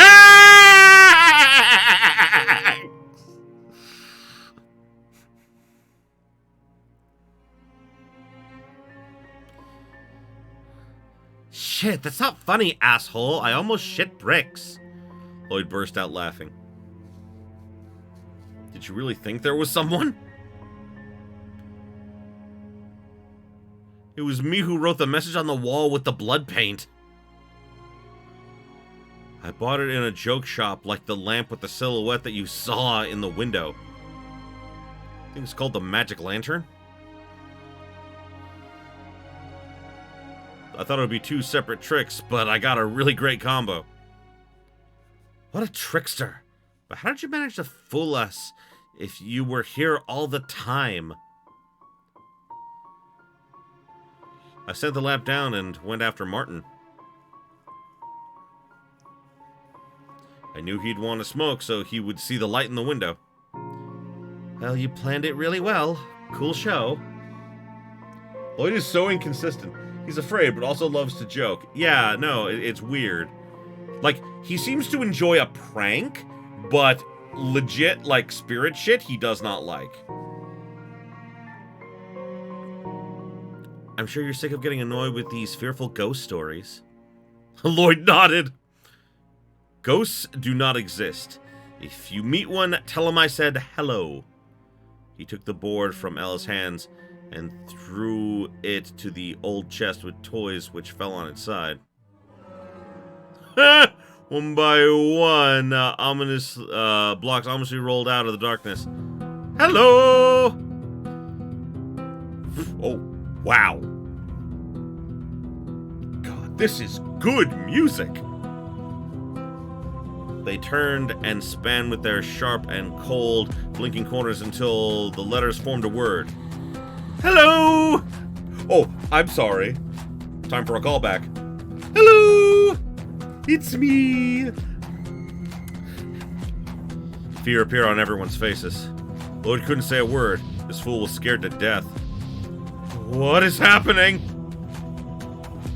Why have you wasted such a good trick? You've done this hello thing and then confess. The word hello wickedly flashed onto the moonlight once more. Hashimoto! Yeah, I forgot his name, Hashimoto. That wasn't me. His eyes showed the genuine fear. Everyone believed him. Lloyd, of course, is stupid, but not a complete fool. He wouldn't try another trick after he cracked. This harmless greeting turned into something that made the blood run cold. Everyone was staring at these letters as if they were the eyes of a killer that had a gun to their heads. Now their veins weren't filled with blood, but with freezing ice! The sharp and cold knife of truth was about to cut their world into pieces, and they would step into the new reality of madness! The multiverse of madness! No. No one wanted to believe in it, but there was no doubt about it. No one wanted to see it, but they couldn't look away. The cold wind touched their skin, squeezed their organs, and made the cry burst from their throats. The cube started twitching. Suddenly they rose into the air and floated like someone hanged them by strings. Well, now! A girl appeared before us. She was no more than 6 years old. Her light dress was like a leaf in the wind. The fear ripped out the souls from their bodies. The girl was staring at us. No, she was staring at Kate! She was on the edge. She couldn't even scream. The fear locked her scream inside her as a silent guard and didn't let it out. Her face was a mess. It seemed that if she could shout, all of her organs would be spitted out. The girl touched her lips with her finger and smiled. Then her dress began burning and she screamed. Her little hands were peeling the skin off her face. Ew. Small pieces of human leather was lighting up hello. The carpet was buried under the flesh, and then the girl disappeared. Somehow, we got back to our world. Even I was scared. Not because I'm afraid of ghosts. The scene reminded me of the car accident long ago. appeared to me she was just mocking me. Everyone but Kate rushed down the stairs. She was standing with her eyes closed, repeating something as if it was a spell. No! How could it be you? You're dead! Dead! You... What are you talking about? Run! Martin grabbed her hand, and together they ran down the stairs. We need to get out of here! Grace and the rest started packing up in haste. They only took some things that were close. We must get to the car! Well, I warned you there could be consequences. Freaking consequences, you crazy bitch! You almost killed us in that room! Be careful! The girl peered behind Lloyd. She was wearing the same dress as before she was burned alive. Pretty sure the girl died during the fire. I mean, Kate couldn't kill her with a flamethrower, right? Kate came to her senses. Looks like she realized how terrifying the situation was and wanted to run away as fast as she could. She rushed to the door, clutching her fashionable purse. She thought she had everything under control. What if Kate runs away? I couldn't let that happen. Do I trust her? Oh, shit.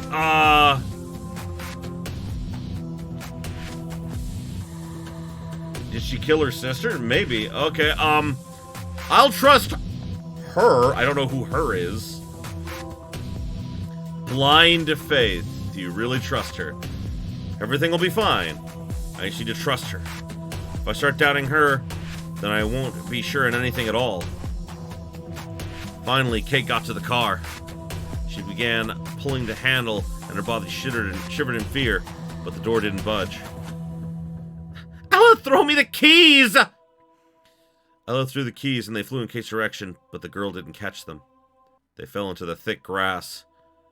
The girl was feverishly searching the ground for salvation. Her face looked as though she was digging into someone's innards with blood gushing from them. Her eyes were full of fear. Kate couldn't find the keys. They just disappeared. The girl pulled the handle hard once more, hoping that her guardian angel would open the door. Maybe she was too scared to run. But where could she hide from this living nightmare? Child's room with greetings from hell or the dark forest. No place safe! The dead girl in the dress was at the porch staring at Kate. Suddenly she raised her hand like a maestro of death and Kate screamed. Oh my god! In a second there was a huge explosion and the car blazed in the night. It was slaughter as if it had tons of explosives in it. The mangled metal fell on the grass and tore and the torn away door was hanging on a tree like a hanged man. I want to see what happened with no. Well, we'll go back. I promise we'll go back. But like, we're gonna keep going until we get to the end, and then we'll see what the other options do for us. The bloody rain started to paint the scenery red. A human heart landed inches from my foot. It nearly made me throw up. Everybody started screaming, not because their friend was torn apart like a piñata. They were looking at the car's leftovers, from which innards a burning girl was crawling out. It was her. It was Kate. Her skeleton, actually. Whoa. Who is this? Who is this girl? I don't know who this is. It was decorated with burnt pieces of flesh like New Year's tree with toys. She rushed to the guys and almost caught one of them. What is this thing? What have you done with Kate? Are you a fool or what? Get out of here! The footballer grabbed Martin's hand and pulled him straight into the house. Ella shut the door. What the heck was that? Everyone looked at me. Boy started shaking me so hard I couldn't even say a word. After Kate's innards, I got real sick, so I almost threw up. What have you summoned, you shitty slut? I'll kill you! Let her go. Now we have more important problems to deal with. I was surprised that Martin was so calm. What on earth must happen to make him worry? Probably he's so popular among the girls because of his nerves of steel, and he's pretty handsome too. Suddenly we heard a loud gnashing sound. Ella went to the door. Something was scratching it from the outside. Actually, everyone already knew what was there. The question was, how could it be? This is just sick. What happened to Kate was a mystery. Even I didn't have any explanation of this strange transformation. What could I say? I met the ghost with pyrokinesis for the first time ever. Ha! I was crushed by what I saw and was slightly deafened by the explosion itself. But this sound, it sounded like it came from another world. Through the ringing in my ears, I heard this thing scraping my mind. So unbearable, as if it was cutting into my heart. I always hated this part of the ritual. Deliverance. Now at any moment, something could go wrong. Look! This thing is at the window! It's easy to break. We must hide on the upper floors. Ella panicked and ran away from the window. But we could hide in the woods and get to the highway somehow! She won't give us a chance. We can leave this house only as corpses. You've got a better plan? Yeah, we kill the asshole. But we don't even know what this is. Why hasn't it broken the window yet? It can't. The dead creature was smashed in the glass with its head painting it red, but it couldn't damage the window. House is some kind of cage. You can't go in or out. You can't go in or out only through the exit. Both seem to be relaxed, but still frightened. Looks like we're safe here. Don't be happy yet, big guy. Thing outside, waiting for us to kill it. No, there's a better way. We kill the psychic girl! He pointed at me with his trembling finger, but I wasn't afraid of him. I wasn't afraid of the dead. The hunt had begun. You wouldn't be scared of the maniacal fly in the spider's web. Let's kill her. The thing came for her. I know it. She summoned it. She saw everything with her own eyes. Are you insane? I'm innocent, moron. You're the one who made me do it. How can I foresee this shit? I pointed to the window and realized the creature wasn't there. He began scratching at the door again. Help me. Somebody. Oh my god, it's Kate's voice. Is she alive? Are you nuts? Did you miss the explosion, girl? You just can't be her. Use your brain. No way, don't touch the door, idiot. But it was too late. Skeleton's hand caught the girl's wrist through the wide open door. Caught ya! Martin took a baseball bat and rushed to the girl to hit the skeleton's hand, clutching Ella's wrist. With a loud crack, someone got their teeth in a real tough cookie. Martin fractured the creature's radius bone, and it fell on the floor, smashed into pieces. Dude! Martin's a badass! Okay, I'm coming around to Martin. Dead Kate tried to catch Ella's throat by the hand, but Martin pushed the door, and it cut off the monster's limb. With a loud shriek from the other side of the door. It was so loud the glass should break to pieces. Then the bones on the floor turned into bugs. Ew, that was gross. Oh, they crawled to the door, got underneath it, and left the house. Where'd you get that, dude? I thought that if we were in the middle of nowhere, we should have something to defend ourselves. Dude! Okay, I love Martin! Like, I legit hope he survives, because he is a badass! So the baseball bat could be useful, and it was. Thanks for saving me, but why are you so calm? Your girlfriend is a living corpse! That is really strange. I agree, very strange indeed. Do you know why I don't panic? Because we panic, we die. Understand? Or do you think I have something? Or do you think I have to do something with it? There should be something to do with it. You're so cold-blooded, it isn't normal. I mean, you dated for months.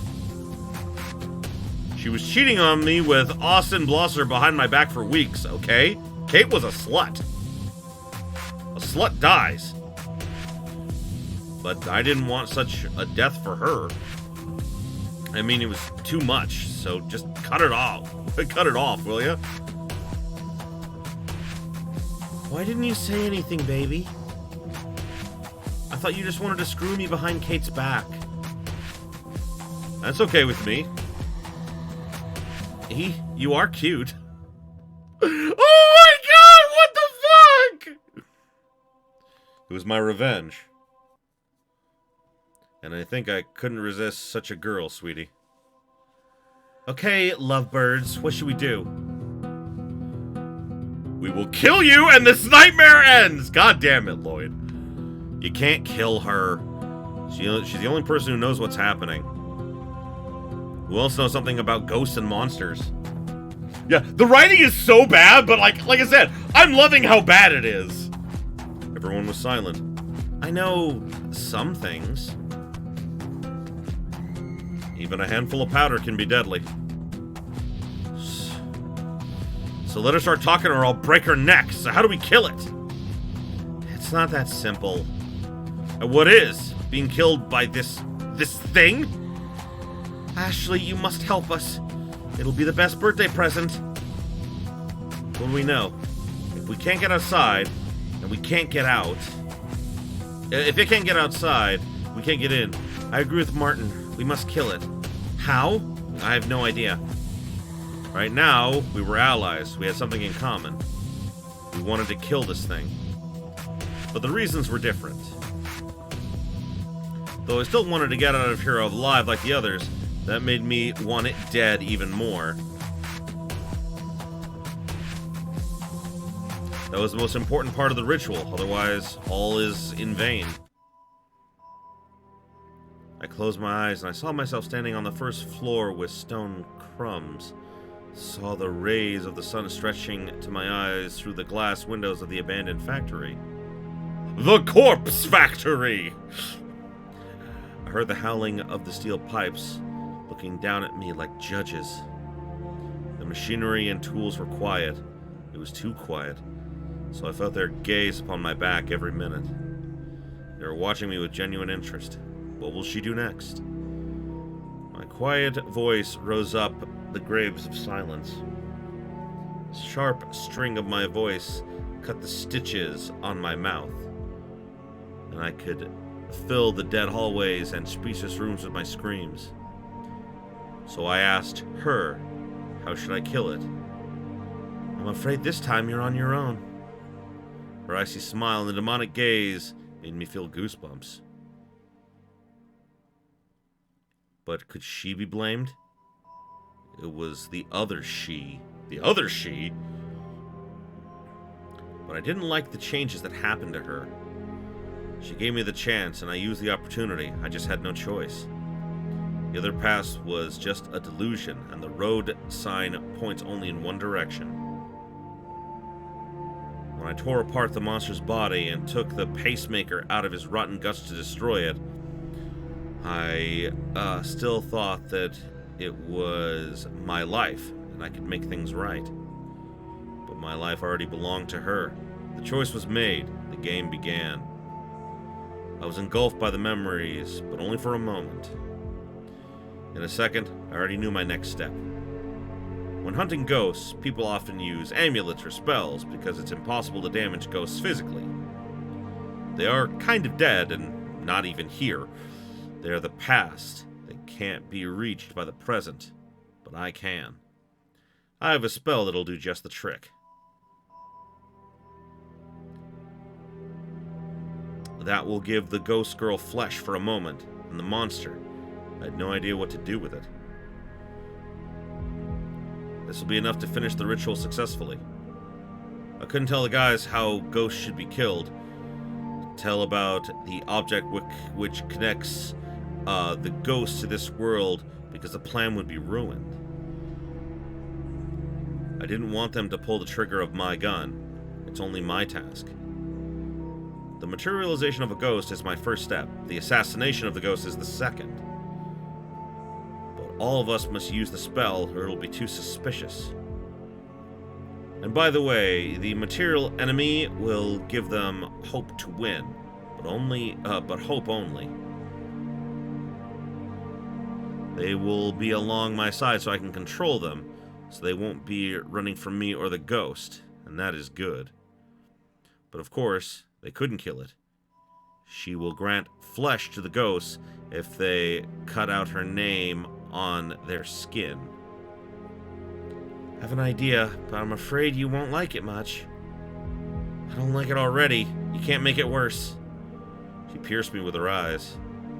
Her wish is that she could break my neck as if I was a turkey to be cooked on Thanksgiving Day. Well, yeah, I mean, you kidnapped her brother. In her eyes, she saw the reflection of herself torturing my body. Near the chains and gleaming blades, her brother was standing in blood asking, "Are you okay?" He could even hold a camera, shooting their favorite movie. Of course, if she finds him after all. Will she find him? That's the question. All of this wasn't okay at all. I feel someone's presence in this house. Suddenly Lloyd's eyes became red coals. He rushed at me like a speeding train that couldn't be stopped. Are you out of your freaking mind? Did you see what you summoned? Did you? It peeled off the skin of her face back in the nursery. It killed Kate, turned her into that creature thing. Do you understand that you'll kill us all, freak? But they want to help us. The girl's parents. It's our best chance. Great idea. Let's summon a bunch of ghost lunatics so they'll finish us quickly. If you ask me, we're already doomed. God damn my freaking imagination. My mind pictured how amongst the candles, the gate of hell appeared with the ghosts crawling out. They filled the ground floor, and the stairs, the first floor, the second. There were so many of them.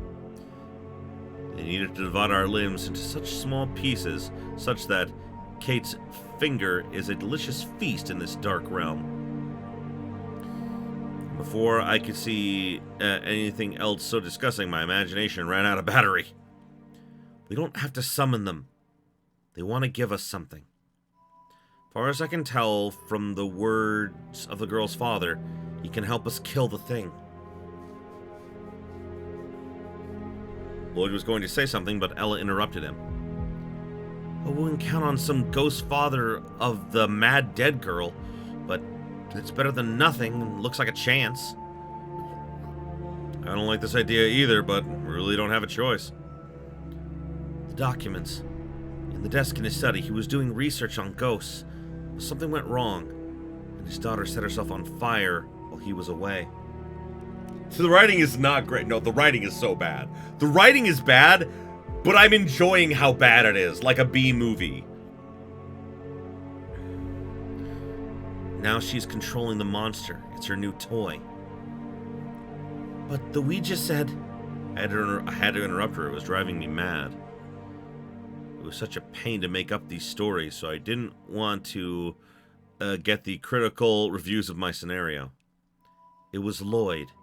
Did you forget that already? I think that this girl's our main target. She tried to kill us. Maybe the father wants to help, so the father has my point of trust. It's wise. The girl, that's our problem. I wouldn't trust either the little brat nor her old man.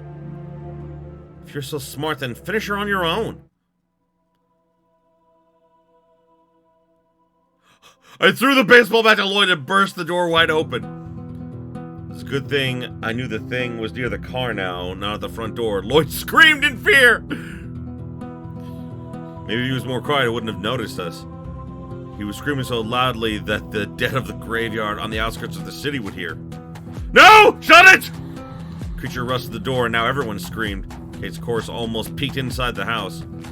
Her long arms stretched, clenched the rail of the porch, but we could feel her cold fingers gripping our hearts, beating in terror. Lloyd was so frightened, I thought the guy would have a heart attack.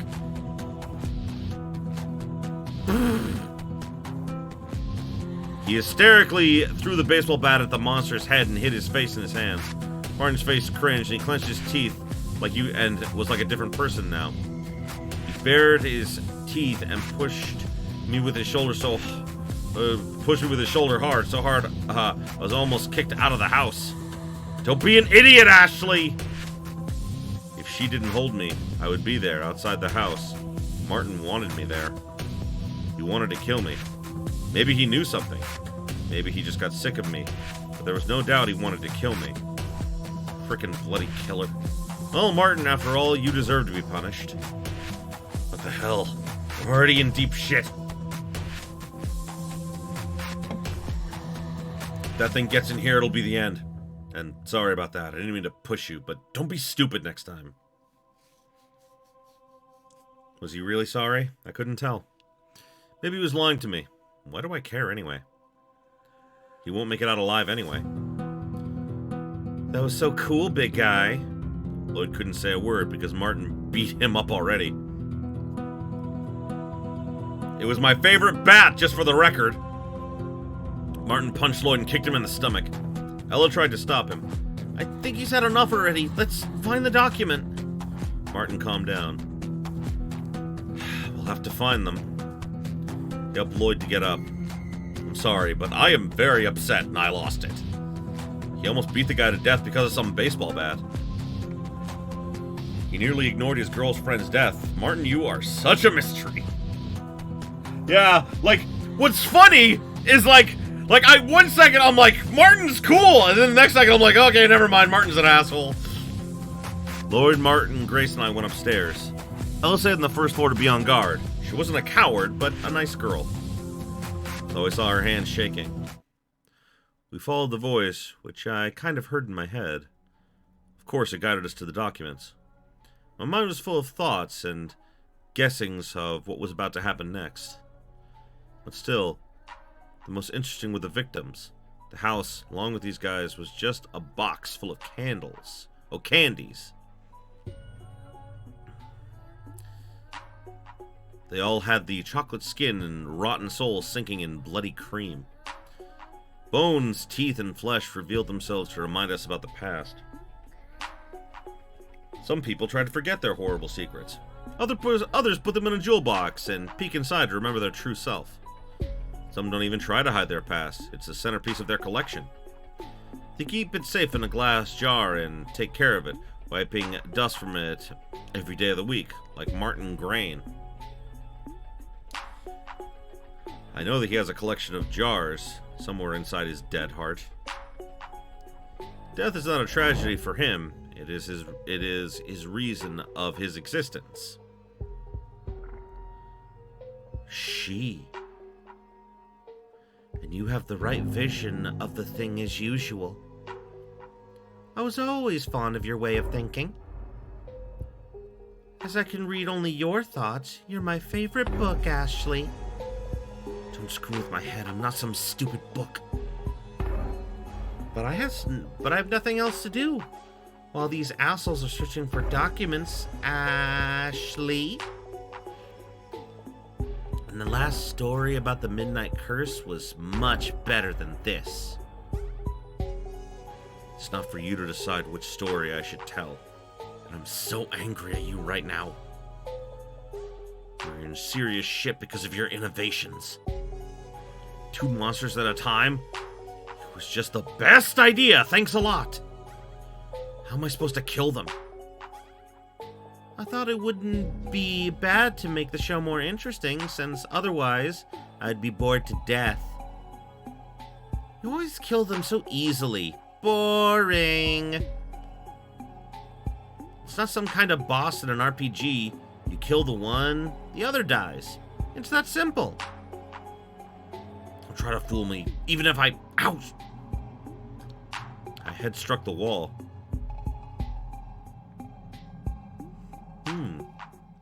This is interesting.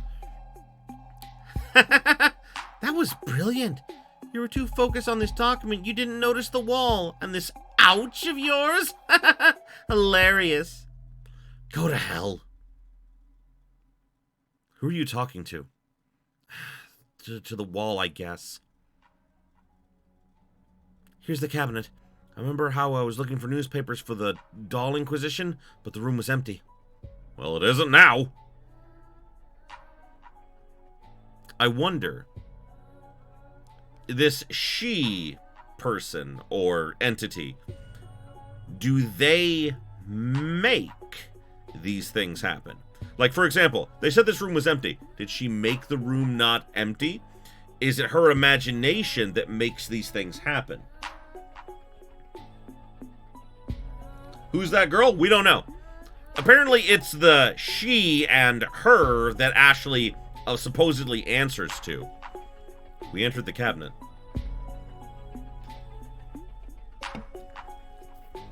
Everything in this room hinted on some research. But mostly it was theoretical, as there were no signs of experiments.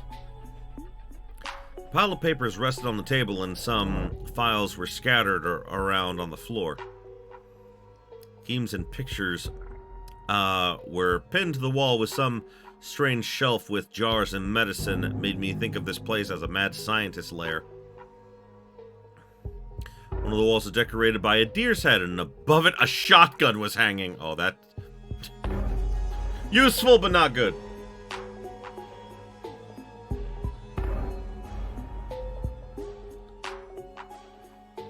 Oh, yeah. Definitely agree with you on that one, Drake. They're just pulling the story out of their ass at this point. There was a door to the balcony in the room, but we couldn't open it. There was no way out, and Lloyd panicked. He took the gun off the wall, pointed at me. What the hell are you doing? We're all in this shit together! I didn't pay attention to Lloyd's aggressive gestures toward me. I looked on the barrel of the gun and smiled wryly. I knew the gun wasn't loaded. You wouldn't scare me, boy. I continued to examine the desk drawer and soon found the document and her newspaper. There was a favorite trick. Newspaper was empty for now, and in the document, I could find the spell of ghost materialization. I showed it to everyone. This'll do just the thing. And we can use the gun for the monster, I think. Lloyd pinned his fingers in the gun like it was a lifeboat that would carry him away from the Sea of Nightmares. Not even close. It was just a weapon without ammo. Though in seconds, I gave him a pack of metal shells. They're for hunting. If we're lucky, we could kill some game. This isn't a store. Take this and be grateful. I took the knife, which was lying beside the table. It's such luck to find it here, I grinned. What the hell? The knife cut my skin, and a drop of blood followed its blade. With surgical precision, trying not to touch the veins, I was carving the materialization spell. We all need to do it? Is that what the ghost said? I nodded. Everyone carved the spell into their skin, but Grace. The girl hesitated to follow my example. Finally took off the bracelet, and a knife appeared in her hand. Martin's face changed. What are you doing? Why'd you take it off? Put it on. Put the thing on immediately, Grace. What's wrong with you? I can't do it with my left hand.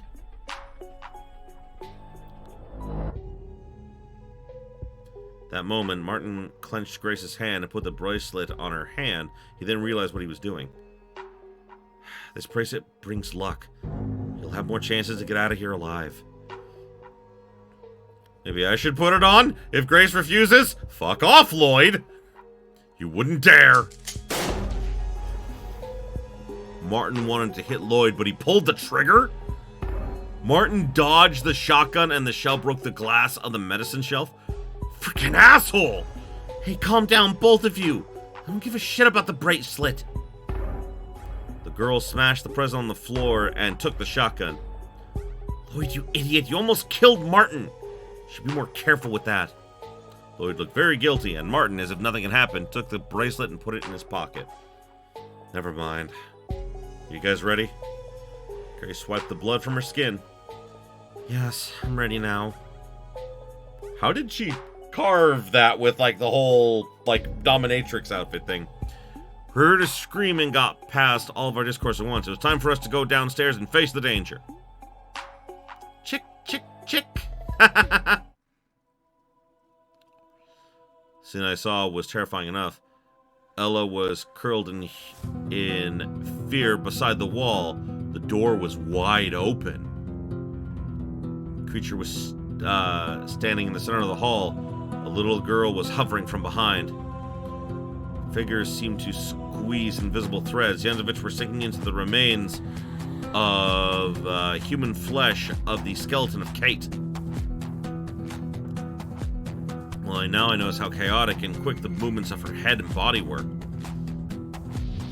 It was like a poorly staged play. I'll kill them all, with a story so shockingly bad. It seemed the creature herself didn't know what to do with all these screeching teenagers.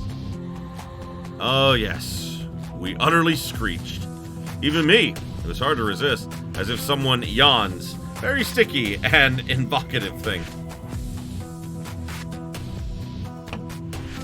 Kate, maybe there was something left of her still, her wretched little soul, hung in a web of guts and blood, slowly approaching Ella. She was shaking all over.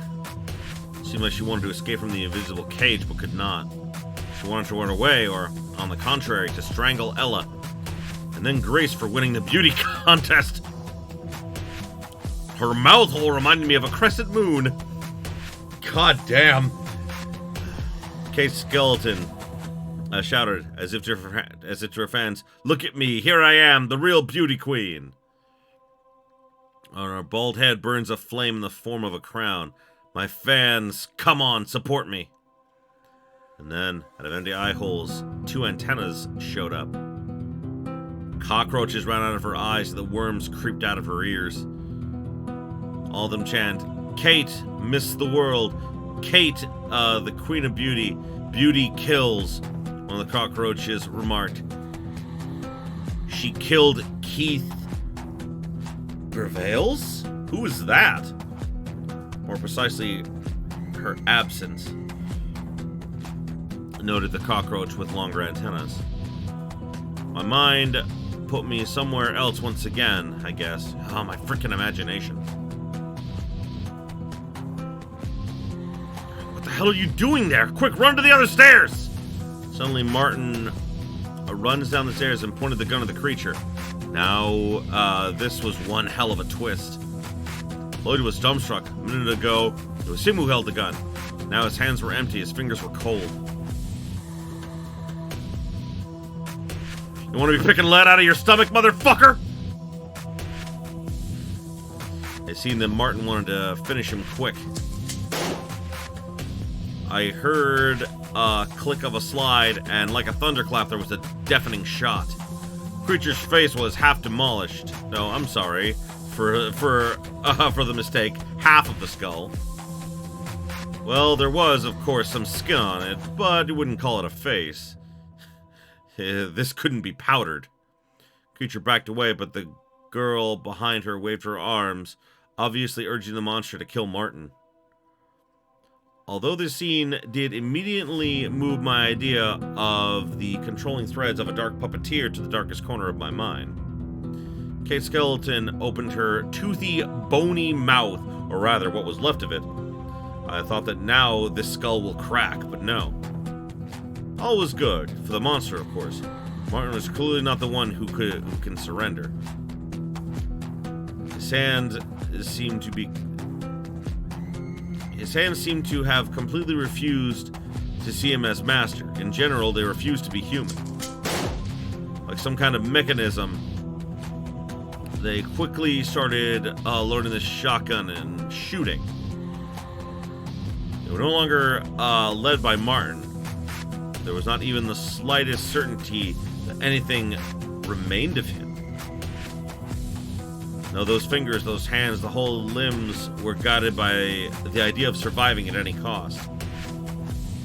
And everything would be fine, but those shots were so loud it seemed as if Martin was standing right in my head and shooting at the monster, and even missed, bastard. All those damn bullets were piercing my brain, making my head ache. I do not know, but maybe I have a very sensitive nature. But he doesn't know it. Moreover, the monster doesn't know it either, and even if he did know, it wouldn't help the case. But at the moment, when the shot broke through the cervical spine of the monster, my heart trembled. Martin nearly broke her damned locket, which for a moment flashed on the monster's neck, the object. I saw a lot of such objects in my short life. Medallions, necklaces, rings, no fantasy at all. They can barely be seen by the human eye and exist simultaneously in two worlds, ours and the other world. They let the ghosts stay here. Humans must escort them to the door with the inscription exit. Meanwhile, it became hot in here. Time to join the fight. I looked at everyone else. So, I'm guessing that if the locket breaks, like, she goes away. And that's not what, obviously, Ashley wants. They tremble like pigs in a pen, suddenly granted a mind and realize that a butcher stands before them. We must help him! He'll run out of ammunition! Who knows when we'll need them? Don't just stand there, do something! I pushed past Lois from the stairs, but the guy didn't want to go to the battlefield. He clenched his fingers in the stairway rail so firmly, I would need to cut his hands off to get it to move him. You insane? Are you insane? Stop this mad chick! He's the one with the gun! His voice sounded threatening, but he was spooked and was shaking. He was shaking so much that I thought, now all the steps will begin to jump up like a child's xylophone. Well, what did I expect from him? But if in the presence of this pile of muscles, I immediately rush into battle, it would at least be strange. Above, something flashed. On the second floor, right next to the last step, was laying an axe. Thanks. She didn't say anything. But I could feel her smile tighten, and the corners of my lips suddenly turned into snakes that wrapped around my skin and turned into a loop.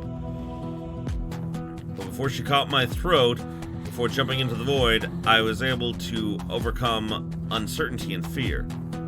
It was not the first time, but who said it was easy to kill a monster? Whoever said it was easy to kill? I clearly remember standing in the middle of the glass shards in the mental hospital. Rain smiled when the first ghost appeared. It was a girl. She looked at me with faded eyes and called me into her world, but I didn't go. I poked a loaded revolver in the object that was her bind to our world, a piggy bank, which was in her hands, and fired. It was easy. Only a moment, but it seemed to last forever. It seemed that I drowned in the abyss of her dead eyes. I have fallen into her dead brain and got lost into a labyrinth of convulsions. All those thoughts whizzed through my head. My instincts were quicker than my doubt, and almost instantly, in order not to change my mind, I rushed to the axe, then went down to Martin. Shoot the legs until you break them! It sounded at least like an order from a commander, and probably more because of how it sounded, rather than actual logic, so the guy did. A swarm of metal spheres flew from the muzzle. A shot struck the bottom of her leg. One of the balls was stuck in the patella, and at the same time it was in my head. Two more balls were embedded in the bone, and the rest fell behind the creature. A few more shots were fired, but the bone didn't break. I already wanted to say, what the hell, man? Just give me a gun! But I only had to break the locket by all means, while pretending that I had chopped off the creature's head. How difficult it is, damn it. I swore to myself that if this asshole didn't bother to fight off a dead stinker's leg, I'd cut it to pieces. But he could not do it with two more shots. I was ready to admit he did not shoot at all with bullets, but with their shadows and even ghosts, maybe just missed. Wow, the writing is so bad now. In general, when my patients began shortened, forcing me to slaughter a bastard. A miracle happened. Finally, I heard a long-awaited crack. The bone crunched, and pulling the scraps of meat behind it began to bow to the floor. The bullet, which overgrew with bones, body, and strength, became real and punched the damn bone. Battering ram destroyed the tower of the citadel, and the monster fell. I ran abruptly to the monster and wanted to hit his head with the axe, but the dead Kate seemed to be quicker than the alive Kate. She jerked her head away, and the axe densely entered the wooden floor, breaking through the boards. I jerked it out with all my strength, but it was stuck. Her laughter was heard. For a second, it seemed that a sharp row of her teeth flashed on the blade of the axe, and she smiled. Perhaps it gave me strength, and maybe she decided to help me. I do not know how, but I managed to free the axe and bring it back for a blow. There it is. As a sentence, the guillotine blade fell to the head of the creature. Heavy metal cut the cervical section. But if I did not cut the medallion with my next step, the monster could be reborn and come with renewed strength. And we did not need this shit! But to hide the exact direction of the blow, I began to beat the creature more and more, pretending I was hysterical, and that what was happening was driving me crazy. Oh, fuck! It became the real her. Inch by inch, the skin of the dead skeleton began to appear, and soon I saw Kate. Head was still separated from her torso, but the wounds were healed. There was a cry. It was the ghost girl. I did not pay her any attention. Blood poured over my face. My fingers tightly squeezed the axe. This trick of hers, I saw for the first time. She does not cease to amaze me. I felt how the cold energy began to fill me, as if my body was under the ice. It's like she's coming home from work. Unlock the door and change into her clothes, her home clothes. Although I do not know if there was a work in this world of the dead that suits her age. My hands began to tingle and my eyes shed tears. The tooth, which I tightly clutched in my pocket, cut my fingers. She's ready. With measured steps, she walked down the corridor, touching the walls with her cold, pale fingers, as if touching my skin.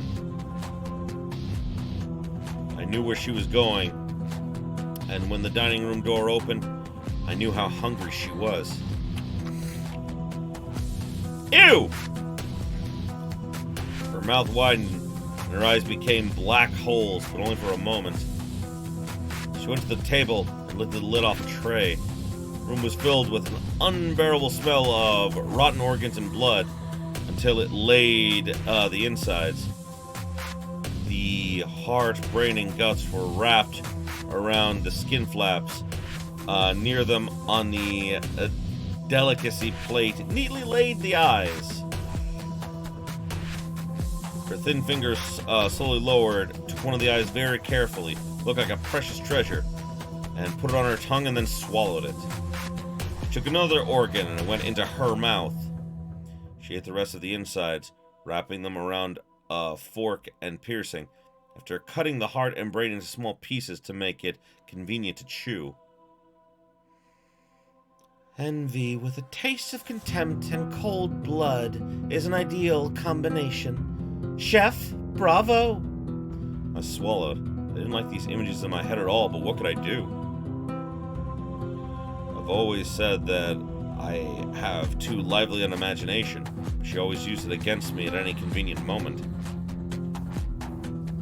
All the time, it seemed to her that everything was too simple, that drama scene was too little. Since we're not doing this very often, we must savor every moment, enjoy every second. Perhaps she wanted to share her happy moments with me, but in any case, the scene in my head almost made me sick to my stomach. Did you see it? She became human again. Martin looked at me. He didn't lower the gun. Yes, it was too fast to comprehend. There was a moment when I thought I was already dead or that it was a very bad dream. But we didn't have a choice. Good job, Ashley. Nice. We need to get out of here.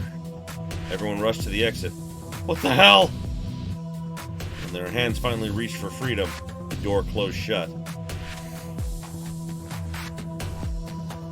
I didn't look at it, as I knew there was no exit. No, that can't be! Shit! Ha! Martin aimed at the lock and made a shot, and another one. Then he saw the holes in the door, but the lock remained intact. The guy looked through it like through a transparent tape. Through the chain, scratches were seen, but not too well. It was clear they were almost ghost-like. Ashley is the badass. Kind of, yeah. What the hell? You did this, freak? I saw that Grace wanted to say something, but she didn't. If she did so, her brother would be punished. I was no pro at kidnapping, but I needed to gain control of Grace by any means.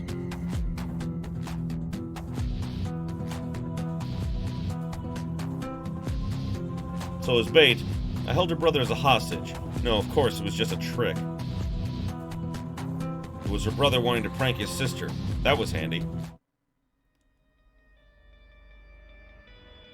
Oh boy. Lloyd punched Martin in the face and the guy fell down. This mad bull ripped the weapon from Martin's grasp. It's my payback, you asshole! He pointed the gun at me, and for a moment, I thought that I lost. But he seemed so confident in his power, he was about to make a mistake by underestimating me. I don't need bullets, because I don't want to kill you!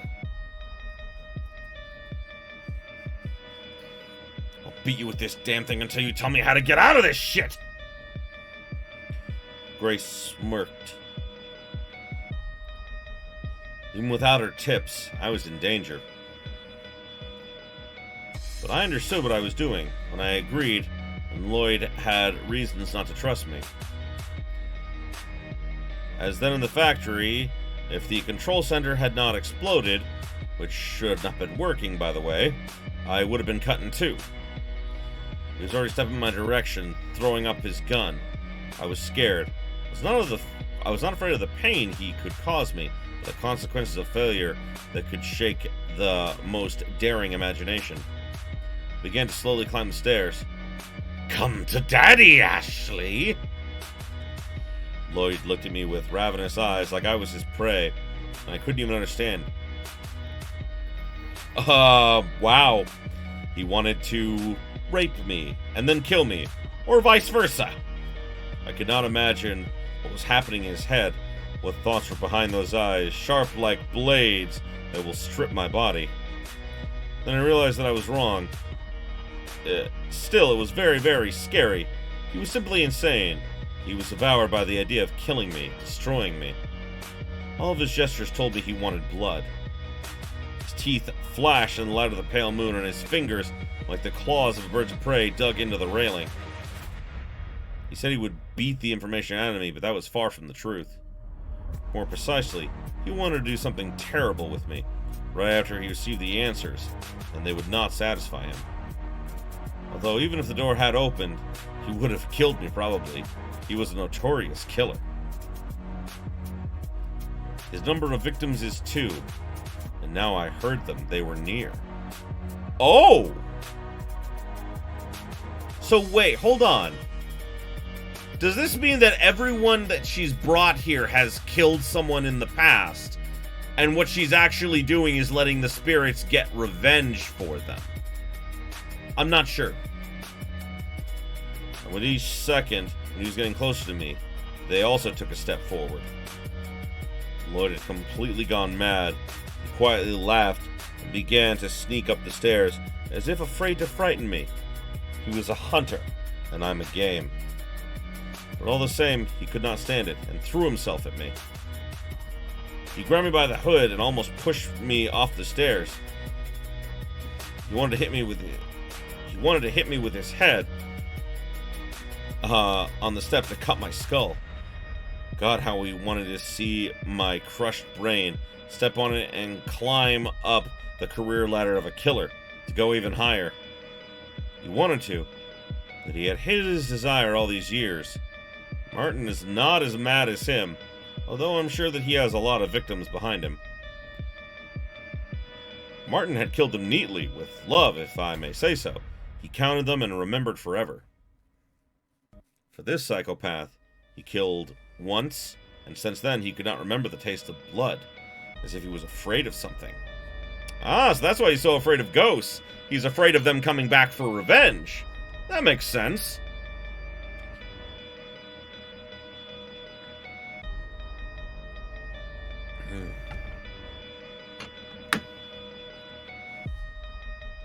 But he's not afraid anymore. Damn those eyes. He remembered this taste, and now it overflows within him. Blood drained like scarlet snakes on his tongue and poured all around his face. The guy was drowning in it. Seeing in front of him only a red veil of hatred, anger, and incredible thirst. When the psycho attacked for the first time, I broke free, but Lloyd hit my leg with the metal barrel, and I began to limp a little and still managed to climb higher. He again swung the weapon at me and hit me in the temple. I almost died on the spot, but still had some strength. She gave it to me when I touched the tooth. When I dragged my leaded body to the second floor, I dipped my finger into the blood and drew her symbol, so she would give me more strength. It was much better. The pain was overshadowed. I rushed into the office and saw there was a revolver on the desk. Old, slightly rusted, with a faded inscription, most likely loaded and created a few minutes ago. Yep, I like I said, I think that like these things are being created as as she needs them by whatever entity this is that protects her. I automatically grabbed it and began looking for a safe place like a trapped beast. I was wondering why she was speechless. I wanted her advice, what to do next. Soon I realized she was not interested in helping me so much, because then, from all this action-packed scene, she wouldn't have an exciting show. And unfortunately, I could not start a dialogue with her first. She did not hear me. The door to the balcony suddenly opened and I realized that this invitation was addressed to me. The hands of the wind were calling to me, gently touching my cheeks and stinging a wound on my forehead. Lloyd was already close enough. I ran to the balcony, and this psychopath rushed after me. The moon illuminated his crooked face with pale colors, and from this he looked even more insane. It's over now. Now you will be playing only by Daddy's rules, my girl. There was a noise. Maybe it was steps. Perhaps Grace and Ella did not really want to get involved with Lloyd's half-wit, but I think Martin was already awake. It could be him, or just a branch knocking on the glass. Everything is possible in this strange world. Maybe I should jump down into the darkness and break my neck. Maybe. But she wouldn't let me. I would like to shoot a bullet into Lloyd's head. No, of course I wouldn't kill him. But who said I can't shoot his foot or something like that? The ghost said, that's who. I can't do anything to Lloyd or anyone else. All the pain must belong to them, and otherwise, all is in vain. But she still gave me the weapon, knowing that I could not use it. I could hear her laughing. I squeezed the revolver in my hand. She started to fear that I would kill him, and I could. Gonna save here real quick, because I have a feeling we're gonna be getting another choice soon. I do not have to answer for my actions anymore. To hell with the deal. I'll just kill this motherfucker and come what may. God, my temple hurts and how he pisses me off. Moonlit up the balcony like a searchlight, brightening the scene, and the show's about to begin. I already heard them. They were close. Right behind me, down there under the balcony. I leaned over the rail and felt a cold flow of air coming from below. I aimed at Lloyd and took my hand away so the bullet did not hit him, then pulled the trigger. Do you want to kill me, idiot? Go ahead. Shoot! He took my hand and pressed it to his chest, squeezed my finger on the trigger. Click. Misfire. I am immortal. My deeds are immortal. You can't do anything about it, frickin' witch! I snatched my hand away and threw the revolver from the balcony so as not to accidentally wound this motherfucker. Lloyd came at me and put the metal barrel to my temple. Eeny, meeny, miny, mo. Catch a witch girl by the toe. If she cries, don't let her go. Take a knife and cut her throat. He fell silent. His hand, holding onto the barrel, weakened. In his eyes, instead of madness, they clearly showed fear. Someone grabbed his hand tightly. Oh! Someone with the same gecko thing. It was a dark-haired girl. She quickly climbed onto the balcony, and a young guy followed her. Since the balcony was quite high, I had no doubt this couple were ghosts. They both had the same tattoo as Lloyd's, a lizard. The girl's hair was flown back in the wind. Her white neck gleamed from the reflection of pale moon on the glass. Nadine? Tom? They didn't say a word. Perhaps they had something to say to him. Only their mouths were stitched up. As always, a frightening image of a vengeful ghost. Their glassy eyes reflected in Lloyd's distorted face. Perhaps if the seams had parted, they would have screamed in pain or despair. Lloyd stepped back, but the spirits were already gone. The ghost left me alone with the mad guy. It was strange. I thought they were now teaching him a lesson. I could feel how they rushed to him to finish him off. But she seemed to hold them back. They were like chained dogs who couldn't resist the will of their mistress. Lloyd clenched his teeth and tried to hit me on the head with a weapon, but I dodged it. God damn, your freaking games again! She can say my name and let me in. You can say my name and let me in. Then I'll finish the boy myself. I bent so Lloyd couldn't throw me across the railing. Crumbs of paint fell on my hood.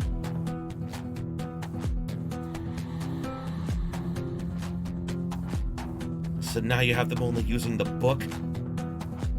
The guy grabbed me by the throat and slowly began to lift. I'm very light, so it's easy to throw me from the balcony. Well then, let me delay this sweet moment of, denouement a little. Tension always arouses my interest, you know. Help me, god damn it! Okay, now have fun. Lloyd's wrist hurt, and he released me. I walked away from the railing. Hack, hack! It was very difficult to dodge his attacks. Lloyd was very rough and strong, and yet he was insane. Everyone knows that the person who is off his rocker is much stronger than normal. He grabbed me and threw me to the ground. I already thought I couldn't get back up, but touching the tooth, I could. Then I realized that continuing this madness is meaningless. I needed to run away from the monster. The moonlight passed along the rails of the balcony. Behind them was a window.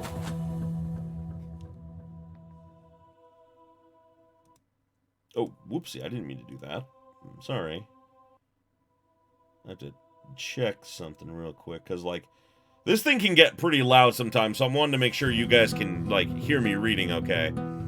Let me know if the music's too loud or anything. The window seemed to come out from the wall of the house to admire the scenery. A dark forest in which I couldn't see a damn thing, and a moon that strolled along the branches and the crowns of trees with pale legs. pushed Lloyd away and ran to the railing.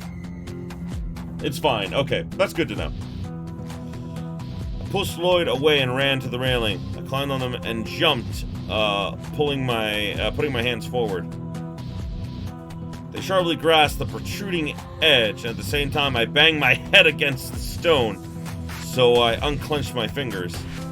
Spitting blood into the dark abyss of the night, I began straining my hands to pull myself up. All my muscles ached, but somehow I did it. I felt dizzy and nearly fell down again.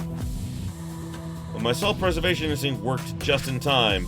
My hand gripped the ledge in which the column of the balconies of the third floor were driven.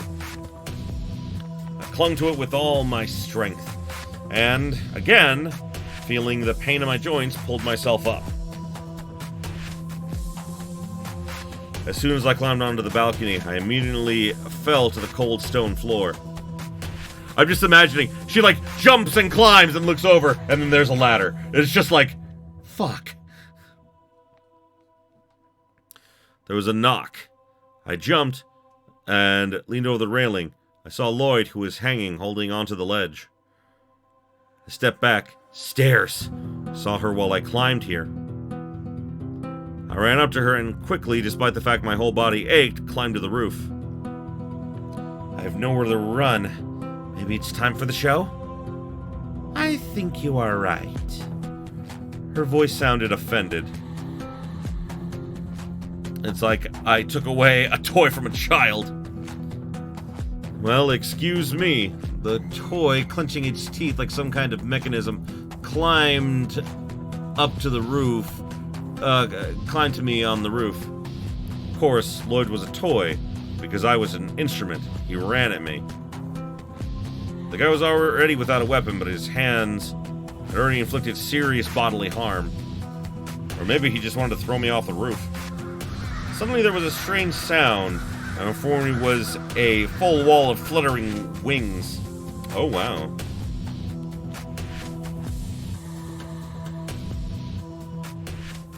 It's a little loud in my ears. I'm going to turn it down a little bit. There we go.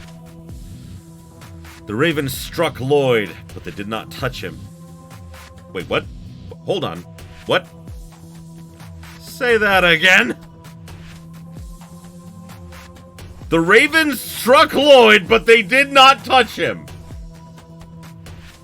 That is a statistical impossibility. All pain must belong to them.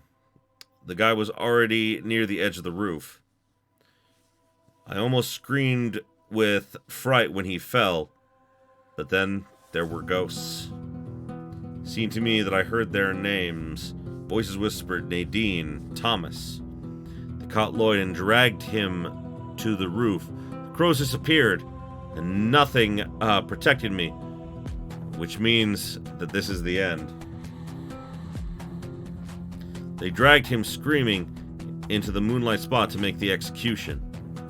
I was very curious what they would do to him.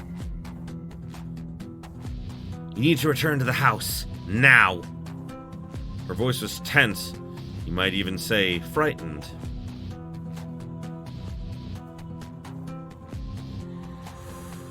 Ooh. What do you guys think I should do, huh? Should I stay and look at the execution, or should I return to the house? Okay, Sempre votes for the execution. What about you, Drake? What are you thinking, huh? Which one's the dumber choice? Yeah, staying to look at the execution's the dumb choice. Okay.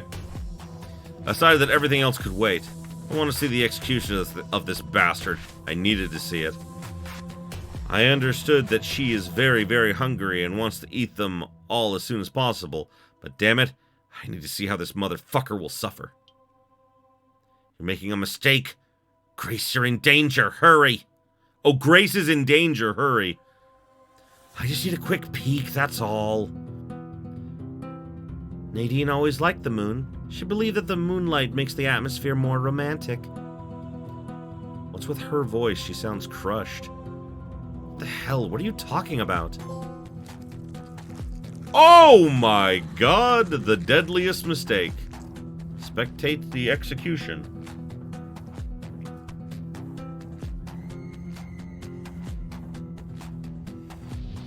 Called her in my head, but the sounds of torn flesh and Lloyd's cries drowned out my thoughts and my mind. Nadine pulled his arm, and Thomas in turn did the same to the other hand. Seems like they wanted to share his pain, his scream. Look at the ghost smiling cutely. I mean, not really. Like, her mouth is sewn shut. You can actually see she's kind of frowning. It was the last thing they could do together in this world. What a loving couple. Oh, so he must have killed this couple. Okay. The tattoo of the lizard lit up the girl's neck, and the same thing happened to the guy's tattoo. Lloyd's tattoo did not move. It seemed that it froze in horror. The sparkling black lizards crawled over the bodies. Soon they gained flesh and form and descended from their bodies, moving onto the guy's shoulder. The mouths were sewn up, and I could hear their thoughts. I want you to forget what you did to me. I want you to forget my body, forget my kiss, forget my smell mixed with the rotten smell of vine, which you gave me to drug me and then screw me. I want you to forget my voice, forget that I existed, forget that I was your friend, and that you killed me. I want you to forget that you ever existed. The lizards flashed their teeth, and the pale light of the moon began to dip into Lloyd's head. He was shouting for a while, but when one of the lizards took a bite of his brain and spat on the cold tile, he fell silent. Blood was pouring from his mutated skull, as though from a full bowl of vine. Nadine and Thomas pulled on themselves again and tore Lloyd's body in two. The guts poured out of him, like a box of cereal, and got to her plate. She threw them into the trash can and clenched her teeth in a box. Interesting. The lustful flesh of a sinner. It was melting on her tongue like chocolate. I remembered it was time to return and decided to go down through the chimney. Finding cracked bricks, I hit them with my foot. At first it did not break, so I kicked the stone again. Finally, I managed to break a hole that I could crawl through. That thing is the fact that this idea is not bad. Yeah, I know. Inside the chimney, I found a small metal ledge under my feet. How nice that she foresaw this happening. Slowly dropping my legs and fingers onto the ledge, I descended lower and lower along the staircase attached to the wall. She left it for me here, and the chimney was wide enough to descend without any troubles. Once I was on the floor, I found it was not so easy to get out. The fireplace was quite small. I sat down on all fours and then leaned forward to let my hands touch the grating. I lifted one foot and pushed it against the stone. There was a crash and a grating, and then it broke. I fell out of the fireplace, rising abruptly, and ran to Ella. "Where's Martin and Grace?" "He has her." The girl was sitting on a mattress, holding her newspaper in her hand.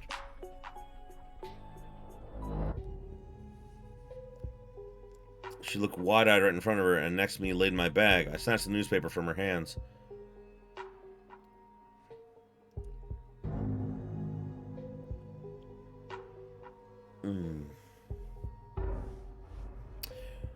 Read in the issue, "Beauty requires sacrifice. A girl sets on fire the house of her best friend who won the Miss School contest. Friends can be thick as thieves. A rapist forces his friend to jump off a roof right after he screwed his girlfriend." Oh, wow. Rubik intrigue. Serial killer lover is now in your house. Carefully look at yourself in the mirror and make sure your appearance is not similar to his sister. She received all the love of her parents and he hated her. Yeah, so Kate killed someone in a fire.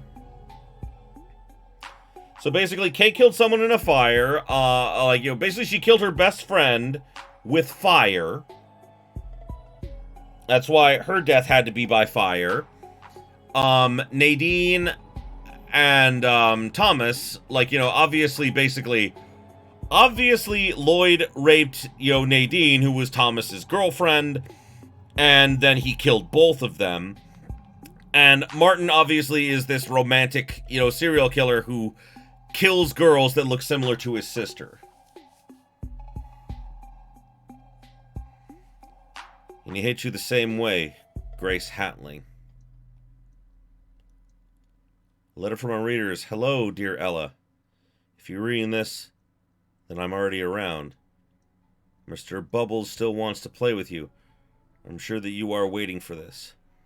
After all, the last time you just died of waiting to play with him.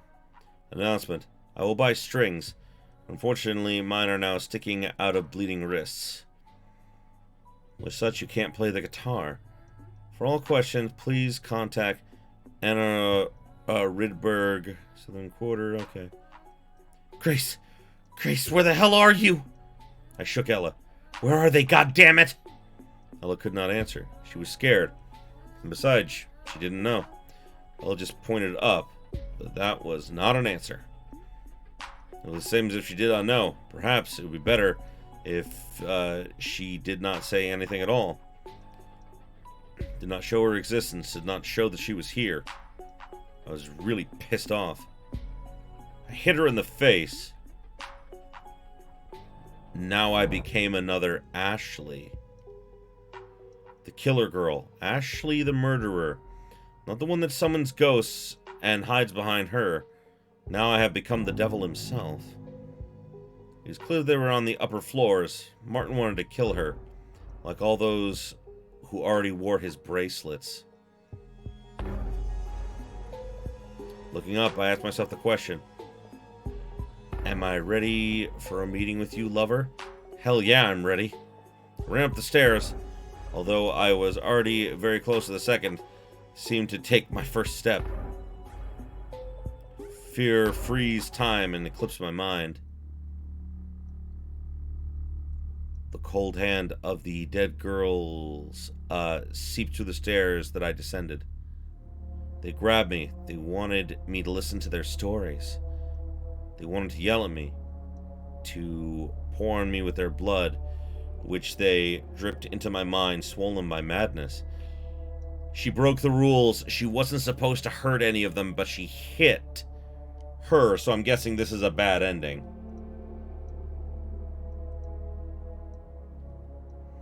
They wanted to rip off my ears and whisper their stories inside them, spit worms and throw their insides in my face. They wanted to do anything so that I would pay attention to their voices. They were already there, awoken too fast, suddenly, and not according to plan. Every one of them knew that Martin was about to do it again, and even she could not hold them anymore. She should have. I felt the ground beneath me shifted. No, that was not the case. Truth is, still down there on the first floor, possibly next to Ella, maybe buried under the floor like one of the lover's victims. Maddie Carblay lies behind wooden boards in a country house. The rays of the sun penetrated into the cracks, slipping, falling into empty eye holes. Dust getting into deep wounds on the chest and wrists. Perhaps this is what I am. After all, it does not matter who I am right now. I felt that everything was about to lose its meaning. I was Beth Croyford, whom he had hung from the bridge near the New Lake Road, straight to the north along the road past the cemetery. Turn your head 90 degrees to say hello. I'm hanging on a rope, and the necklace that wrapped my wrist in its silver glitters. The wind is rustling through holes in cheeks, eyes, and palms, maybe trying to say something to seagulls passing by. The face is disfigured beyond recognition. Her pretty nose, like a piece from a children constructor, lies in a hole where ants live.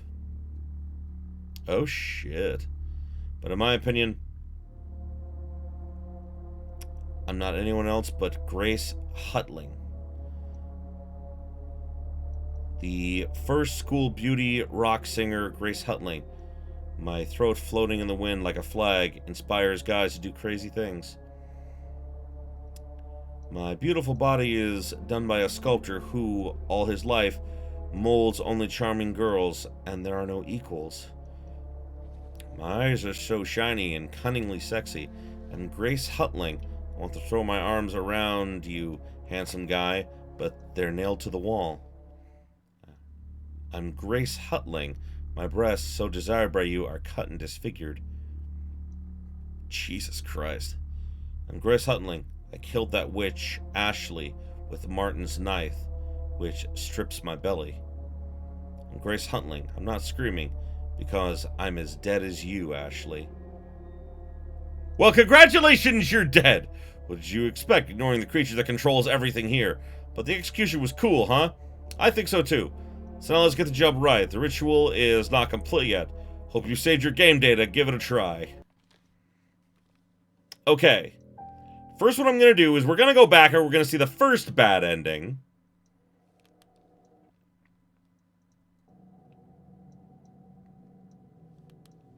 Which is going to take a second for us to, like, fast forward all the way there. But, yeah, it's going to be when, Ashley considers intervening so that, you know, like, everything will go as planned instead of just trusting her. Do I trust her? No! I grabbed Kate's hand. You aren't going anywhere. Let me go, you freak! Oh, she immediately took nail scissors out of her purse and pierced my eye! Shouted in pain and clung to her sleeve tightly as I wanted to tear it off. I tried to take the scissors out, but this bitch stabbed through my hand, ow, and my other eye was damaged. I screamed in pain. My eyes could be restored if I have. Will I have? The first soul had left the house, and I heard the sound of someone starting an engine. Help! Help me! Go to hell, freak! They're gone. But she'll help me, won't she? I just need to draw the defense symbols. Started to crawl around on the floor, searching for a piece of chalk. Blood was dripping down out of my empty sockets. My eyes were like bloody waterfalls. God, how painful. Where is it? Damn! Here you are. It was a childish voice. I took the chalk and tried to scratch the floor with it, but it was no use. I couldn't see what my hand was doing. It was not the chalk, the thing I clutched in my fingers. I touched the girl's nail and heard the laugh. The devil was laughing. She was laughing. But you can't! No! No! Come to me, Ashley. Child's arms hugged me. I didn't get their souls, but at least you will be mine. You have lost your eyes, your allies, your mind, and even your soul. You won't go to heaven. You're not welcome there. And hell doesn't need you either because your soul is missing. But don't worry, you still exist somewhere in a very dark, in the very darkness of silence, in the brightest world of pain, in her. Okay, that's interesting.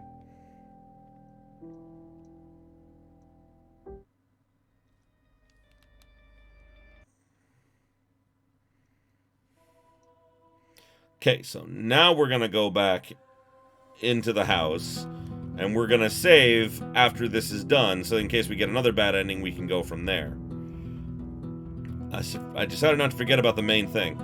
It seemed to me that if I stay for only a couple of minutes, I'd put everything I believed in danger. I did not say that my faith is strong, but no. There are rules that should not be broken. Need to get back to the guys. No, the victims. To do this as quickly as possible, I decided to try to go down through the chimney. Yep. Okay, so this we've seen before. Where's Martin? Where's Grace? He has her. The girl was sitting on the mattress holding the newspaper. Okay, yeah, this we've seen. Grace! Grace, where are you? God damn it! I shook Ella. Where are they? She could not answer. No, not because I did not give her enough for my sudden shaking. She was scared. Besides, she really did not know. She just pointed up, but that was not an answer.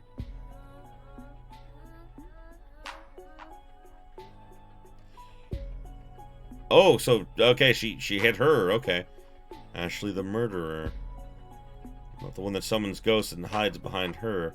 Now I've become the devil himself. It's clear they're running up the floors. Martin wanted to kill her. Yep.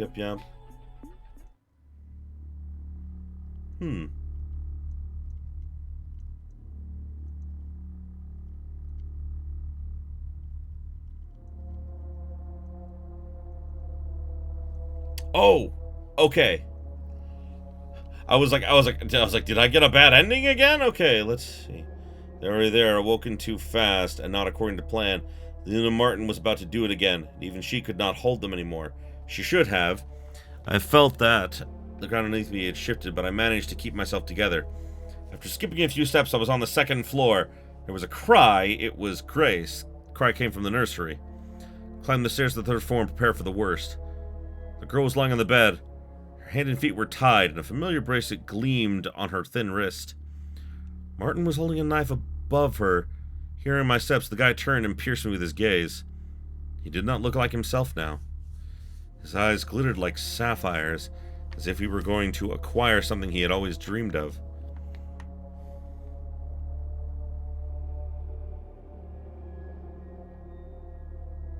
We broke the rules because Grace was already dead. Oh, okay. And only ghosts can get the victims. Okay. But no, like, but we hit Ella, and we're not supposed to, like, harm the victims. Maybe Ella isn't one of the victims. Maybe she's just a pawn. I don't know.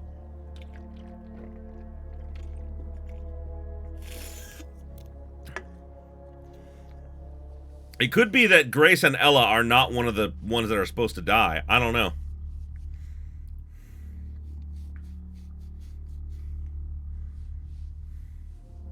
I'll do it, Ashley. You know that she's mine. You hear them. Now I know I can hear them too. They're after you. It ends now. I lied, of course, because it will be over. But I still need to deal with the couple and then destroy the entire harem of Martin. The lover was burning with desire. He was no longer a human. He became a monster. His shadow stretched out and dug his fangs into Grace. No, it was just an imagination, but the steps behind me were not. I turned around. Madness. God, I missed them. Couple was dragging along the corridor.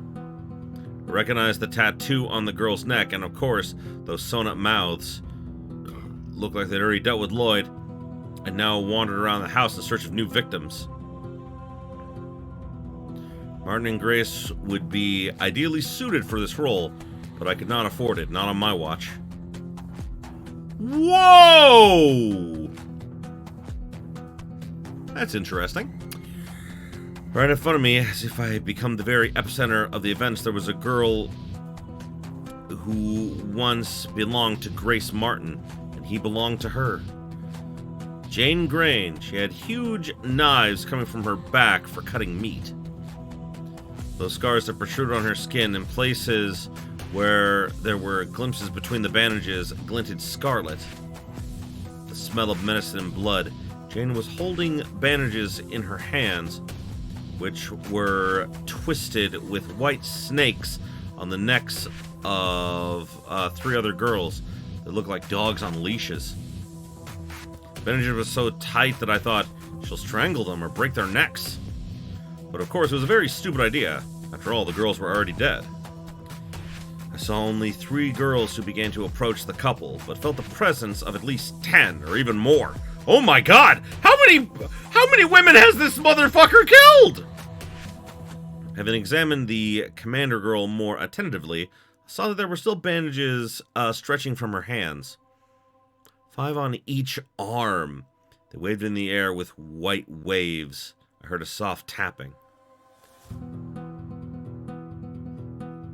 These are gold, silver, and plastic bracelets that knock on each other. For a second, my mind seemed to be in a different dimension. I saw girls in a strange dance. But Hunter, wasn't Martin a badass? He was before I knew he was a rapist and a fucking murderer. Shut up! Oh, man. This is why I hate it when it's like, dude, he's a badass! Oh, no, never mind, he's fucked up, okay. One of them held the hand of the other. She grabbed a stub, which used to, where a hand used to be. The other clung to the protruding bone. The third touched the wall with a finger and wrote, "Martin Grain, do you love me?" Then her hand slipped and wrapped around the guy's neck, but she could not kill Martin. Not until Jane commanded her to.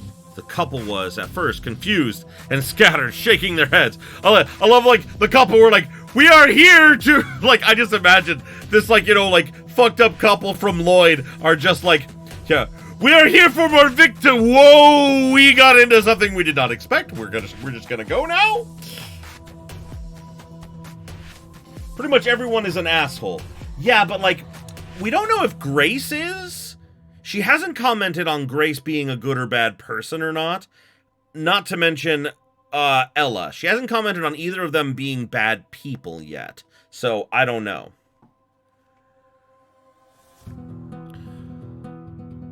The girls tore off the bandages and leaped forward, exposing their sharp teeth. They were digging with their fangs into the bodies of Nadine and Thomas, tearing them apart, but they could not kill them without destroying the binding objects, the tattoos. Oh. And I could not allow this. Nadine, who sat on her shoulders, was not able to balance herself and collapsed from the steps, rolling toward the second floor. The glass bracelet broke with a strong blow, and the girl, with a cry, disappeared. Sally, one of the lover's victims, spat out her tongue and cut it around the neck of the girl with the tattoo, but thank God she did not touch the pattern. They did manage to dodge and run downstairs. Probably, but we don't know yet. We're gonna find out. If Sally, who is now slips in grave, I think it should be who now sleeps in the grave in the Aaronstone Grove Cemetery, saw such a picture, she would certainly vomit. If she saw what became of her, she would share her breakfast with the crows who visit her grave every day, that's for sure. I took one of the knives jutting out from Jane's back and rushed to Martin, bewildered by what was happening, and hit him in the temple to neutralize the bastard. Jane Grain turned to me, her eyes were covered with bandages, but I knew that her look was definitely unkind. All the pain belonged to her and the girls. I couldn't kill Martin, but since the blow was not so painful, it seemed she forgave me for this. Thanks! I rushed out of the room and ran downstairs to the first floor, following Nadine and Thomas and the several girls from the horde of Jane. Around the stairs, I saw Sally stand upright. Honestly, I thought that she'd remain crawling on all fours. The girl put her hands on her mouth, stirring bandages on her face, and pulled them out, pierced with blades that went under her fingernails. Ow. She got close to Nadine and wanted to slash her neck again, but I got just in time between them and blocked the attack with the knife. Let's just say that the years of training made me a skilled fighter. However, I'm just human.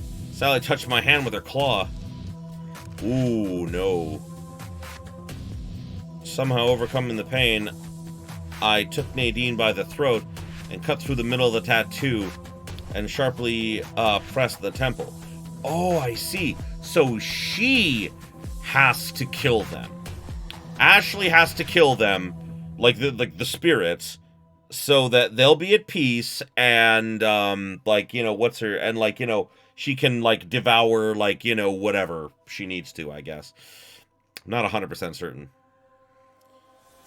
The Girl's head tore off and fell to the floor. The body crumbled to dust. The seams on Thomas's lips parted and he yelled. Worms fell from the open mouth! And Sally was already coming for a new strike. This time she attacked me. I thought she was my ally, though temporarily. But at that very moment it became clear she wanted to kill me as well. Having beaten the blow with a knife, I swung at Sally and she backed away. Turning sharply, I grabbed Thomas by the hand, but he pushed me away and snatched the knife from my weak fingers. Without thinking twice, the guy stabbed the blade in my stomach. Ow! He then jumped to Sally and cut her beaded bracelet. God damn, I almost died. I closed my eyes, anticipating death. But no, I can't die like this. My life does not belong to me. In front of me laid the forceps. I knew what I had to do with them. I clenched my teeth. No, I will not do it. I don't want to. Go to hell! You lost too much blood. Just let me help. Damn. I'm guessing we have another choice coming up, so I'm going to save here.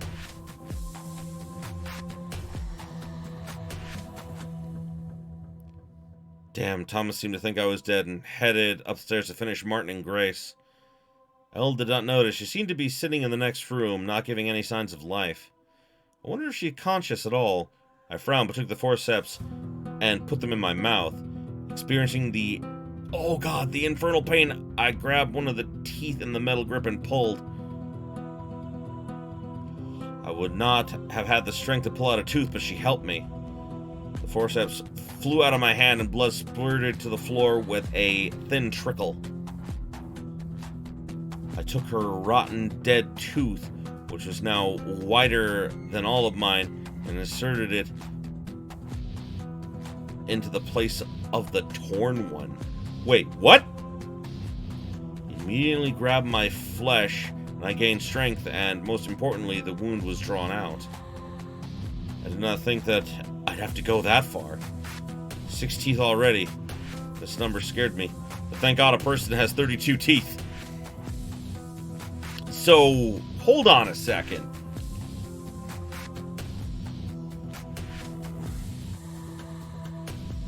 So, she pulled a tooth.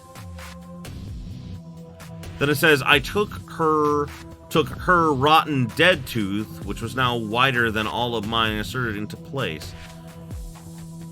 Who is her as in, like, the entity? Basically, she put, like, the entity, like, you know, the capital hers tooth in her mouth.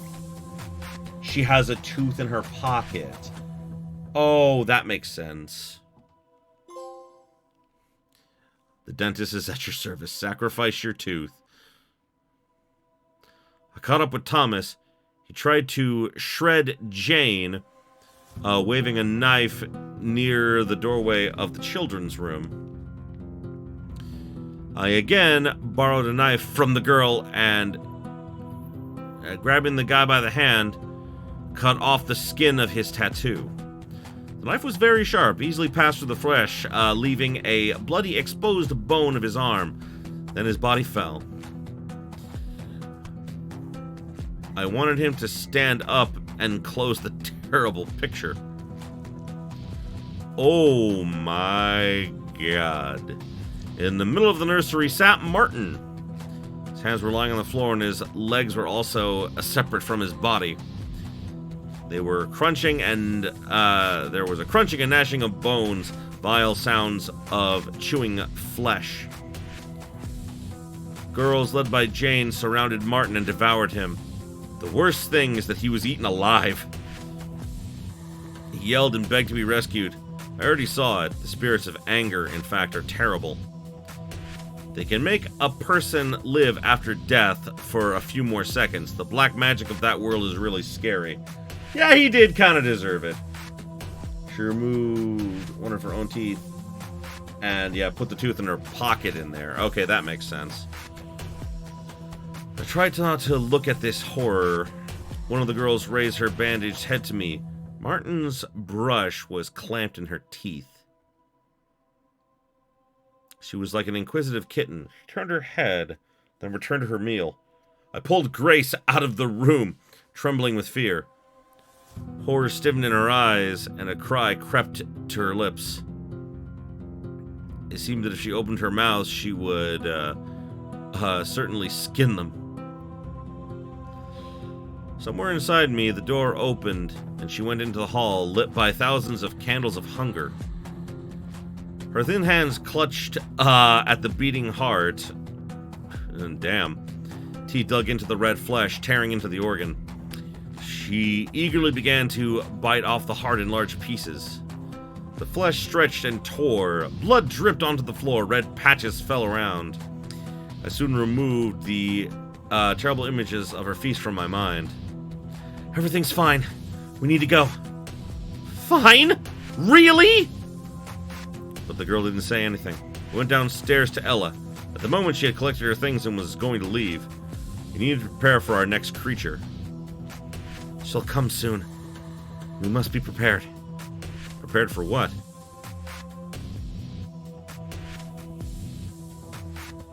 For the eternal afterlife. Do you think we'll win? She won't let us. Wait. Are they all in on it together? Maybe that can still happen. The girl wanted to strangle me. Looks like she cared about the fate of her little brother much less than her own. She went mad just like Lloyd and rushed me.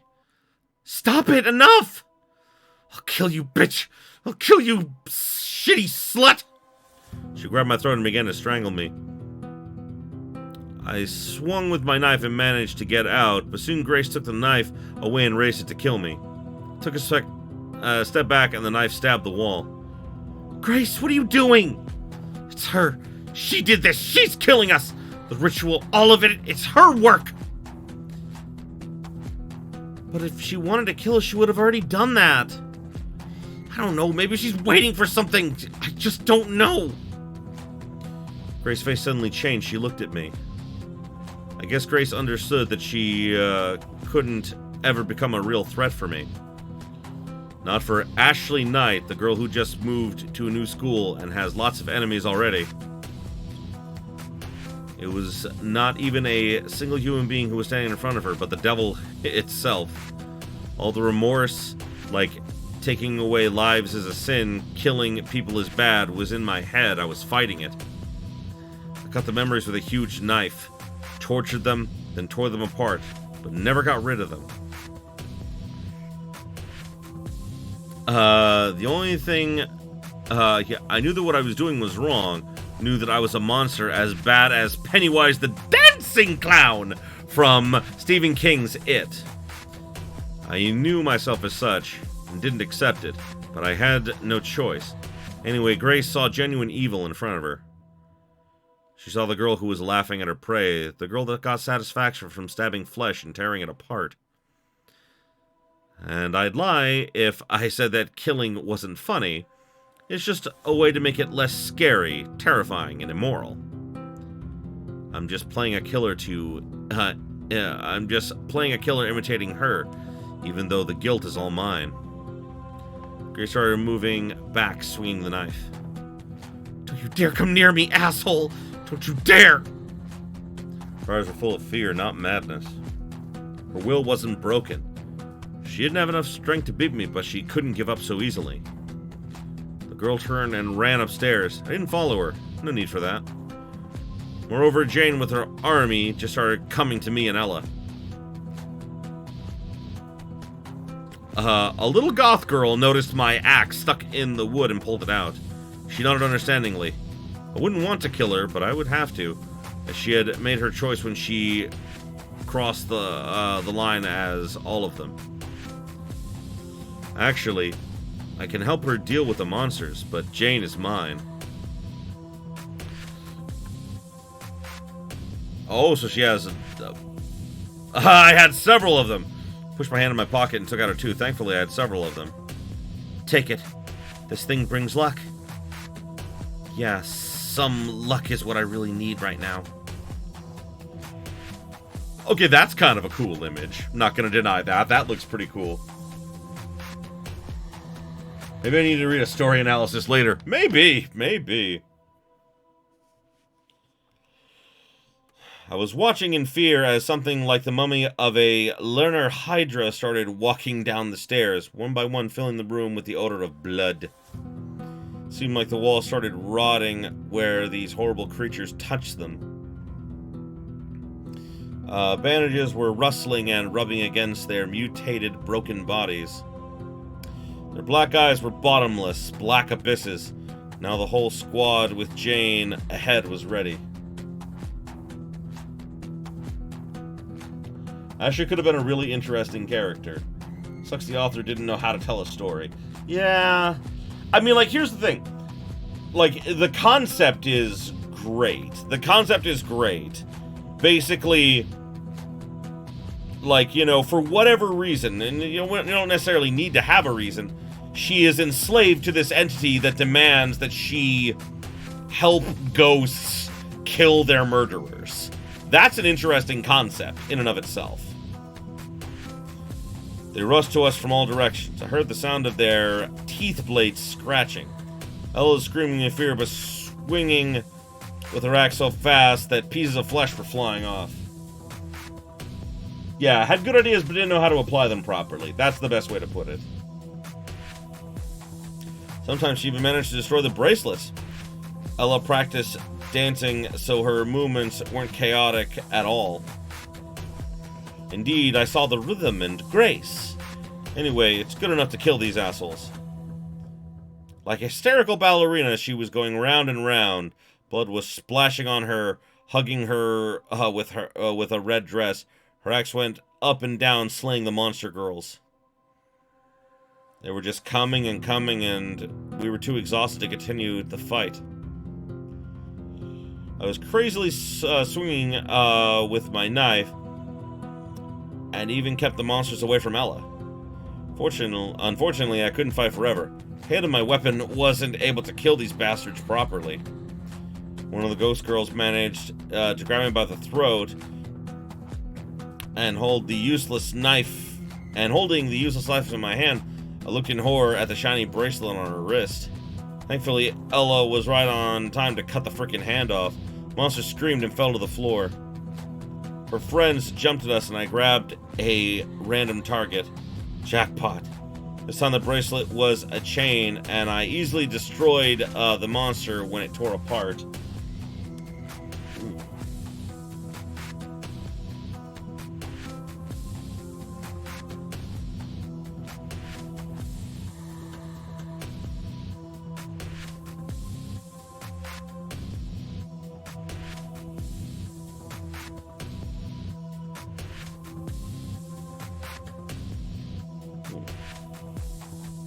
Sorry, I got a message and I just had to check on it.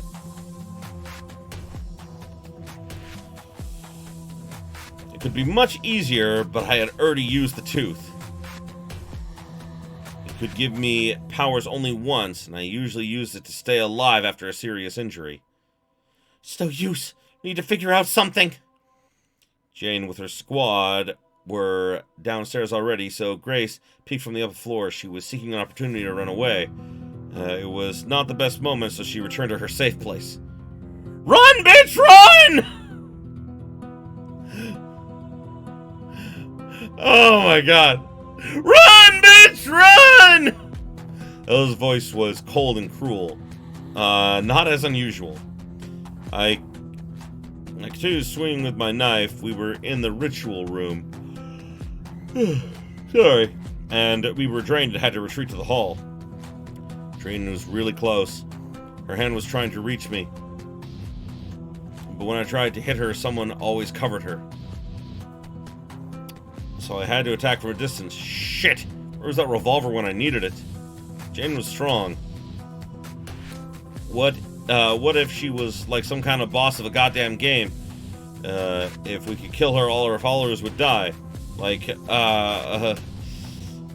looks like staying alive until that moment was almost impossible. Strong jaws bit my hand and skinned it. Ugh, God, it was painful. I felt dizzy and fell near Martin's bag. There was a spare lighter and a can of spray deodorant held within. Oh boy! I think we have ourselves a makeshift flamethrower.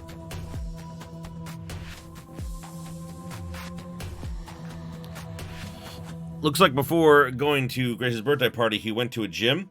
Ha! Killer has to be fit, right? Didn't care too much about it, but like a child of the 21st century, I saw a flamethrower! But it was too late. I can divert their attention to myself. Are you sure it'll work? She pointed at the flamethrower with her axe, then quickly cut a hand off a monster. She shouted and stepped back with the stump. I got up and took the flamethrower and pressed the button. Ah, the fire streamed within the space in front of me. Even though it was weak, I started walking forward anyway. Ella had slain 2 girls who were defending Jane when the new squad of guards started reinforcing. The flames of fire touched the bracelet. It turned... Oh, whoopsie, I didn't mean to do that. Hold on. It turned black and began smoking. That's strange. I saw some of the girls wearing golden bracelets. They were the hardest to kill. Silver and bronze ones were for Ella. Her axe could break them, but very rarely. Martin knitted the bracelet for his lovely sister Jane himself. Oh, fuck. I wonder what expression she wore on her face when her brother gave her that. And what he felt when he understood that it was a payday. The knitted bracelet turned into a flame circle like the one which tigers jump through in a circus. In a moment, the girl started to turn to ashes. Her teeth knives were falling from her mouth, sticking to the floor, creating a wicked smile. The bandages disappeared, and I saw her slashed face. The blood was flowing out of her eye holes, and the girl fell to her knees, holding her face in her hands. But her hands were rotting and immediately fell off. Her face was so ugly that I turned away. Her jaw plopped on the floor, and the body turned to ashes. Looks like we did it. She smiled at me. I do know what you're up to, and I promise to help you in exchange for my life. I can't promise for sure, but you can take a risk. I'll do whatever you ask. I can torture, I can kill.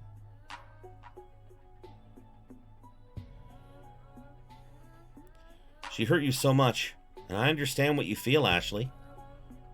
Grace must suffer after what she's done to you at school, after all the bullying and jokes. You understand me? You, an asshole that traded your friend for your pathetic soul, you understand? My eyes flashed with coldness. Follow me. But it'll be helpful for me. Ella's on my side. Anyway, I decided to keep my distance from her. Who knows? Maybe she'd want to cut my head off. We started climbing the stairs when suddenly a ball fell to our feet, then disappeared. I heard a clockwork creak. Toys? Jeez, a baby again? Assholes like killing babies? I looked at Ella. She looked focused and was holding the axe ready, so focused that I thought she'd kill me in a second. Ashley? The spirits that like talking the most, the spirits of greed. I looked closely at Ella's face. Did you kill a baby, bitch? Who are you? I want her to swim with me. So I must help you? Not really, but if you don't help me, we'll be swimming together. There's so much space there. Plenty of it, Ashley. I'm not going to hell. Not today. They have a reserved room for me. You're funny. Can we be friends? Probably. Can you share things, Ashley? I can. You couldn't. Ever. Of course. You mean Ella? Wait. Oh, she couldn't. I said you. She couldn't ever. No response. Seems like she didn't like talking too much. Nah. I saw Grace. She was holding a knife in her hands. Ooh, boy. So, yeah, it looks like all of them are gonna die. The girl ran straight to me, but when she noticed Ella with an axe, she realized who was real prey. Grace ominously flashed her eyes at us and rushed to the bathroom, locking the door behind her.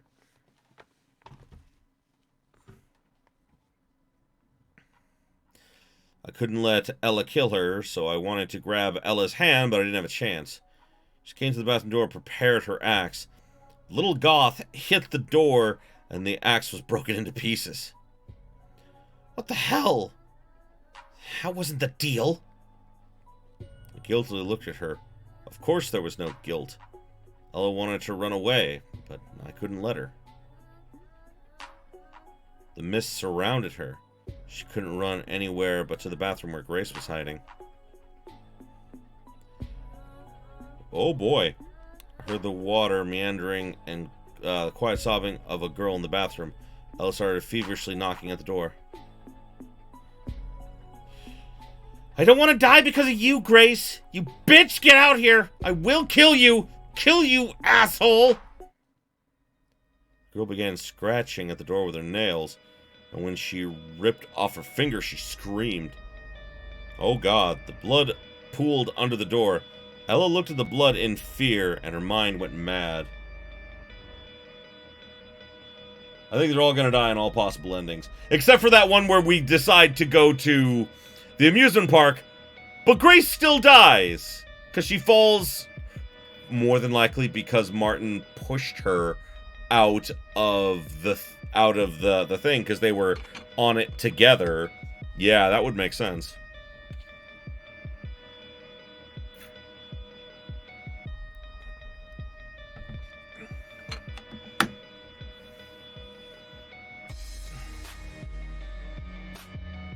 Oh, right. Maybe she tried to get away from him because he was being cray-cray. I don't know. Seemed like she saw something in her bloody reflection. Don't look at me like this. I told you not to touch Mr. Bubbles. She rushed at me and fell on her knees. I warned her so many times, Ashley. Believe me, I'm not guilty. She stopped looking at me. Ella stared down at the gates of, stared down like the gates of hell were on the floor. Through the half-open door of an unknown and beyond, Missy Alvert was calling her sister to play. Oh my God, she killed her sister. Holy fuck. Leave me alone. I don't want to play with you, little shit. Must have burned your corpse, little bitch. Ella jumped quickly and pushed me away, ran down the stairs. The crimson blood rushed after her, and on the last step, a cold hand grabbed her ankle. Ella fell on the floor but managed to get up. Missy grabbed her hands, pulled her down, making her fall to her knees. No! Let go of me! Let go of me! Now you're on my stage. And what to do with you, I'll decide myself. I heard a loud, painful scream. Do you know what she did when she drowned me, Ashley? I shook my head. I didn't know. She took my bricks from the box and stole all of my toys. She didn't leave me anything except Mr. Bubbles. I drowned with him in my hands. I'm sorry. She deserves this, right? She deserves to feel pain?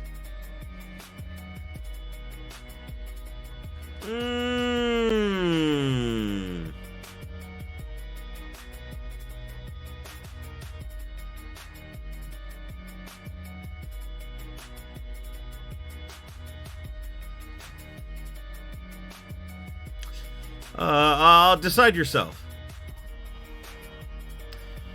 It's your sister, so it's up for you to decide. She sharply pulled Ella's hands, and the girl fell on her head. She began sinking in her own blood, and I heard sobbing. Ella stopped breathing. Oh, wow. Now I'm all alone. But you'll play with me, right? I felt sorry for Missy.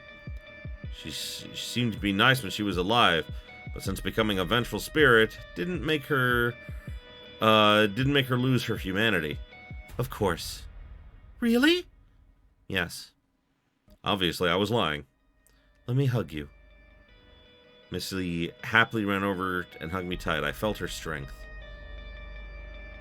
I guessed in a second the girl was going to break all my bones and take me with her. She'd lead me to the lawn with lots of toys, with the sun shining brightly. But Mr. Bubbles blocked the sunlight. The lawn became dark. Snow came in flakes. The filling of Mr. Bubbles. I'm sorry. Really. She looked exactly like her. Before my sister became that monster, she was as nice as Missy. Oh! So this her is like the malevolent spirit of her sister. Oh, fuck! Damn. But now she's a devil to which I sold my soul. I didn't come to the bathroom, but faked death lying on the floor instead. It wasn't hard to do since blood was everywhere. Is anyone alive? Nobody answered her. I'm gonna go back and choose the other choice so we can get that bad ending.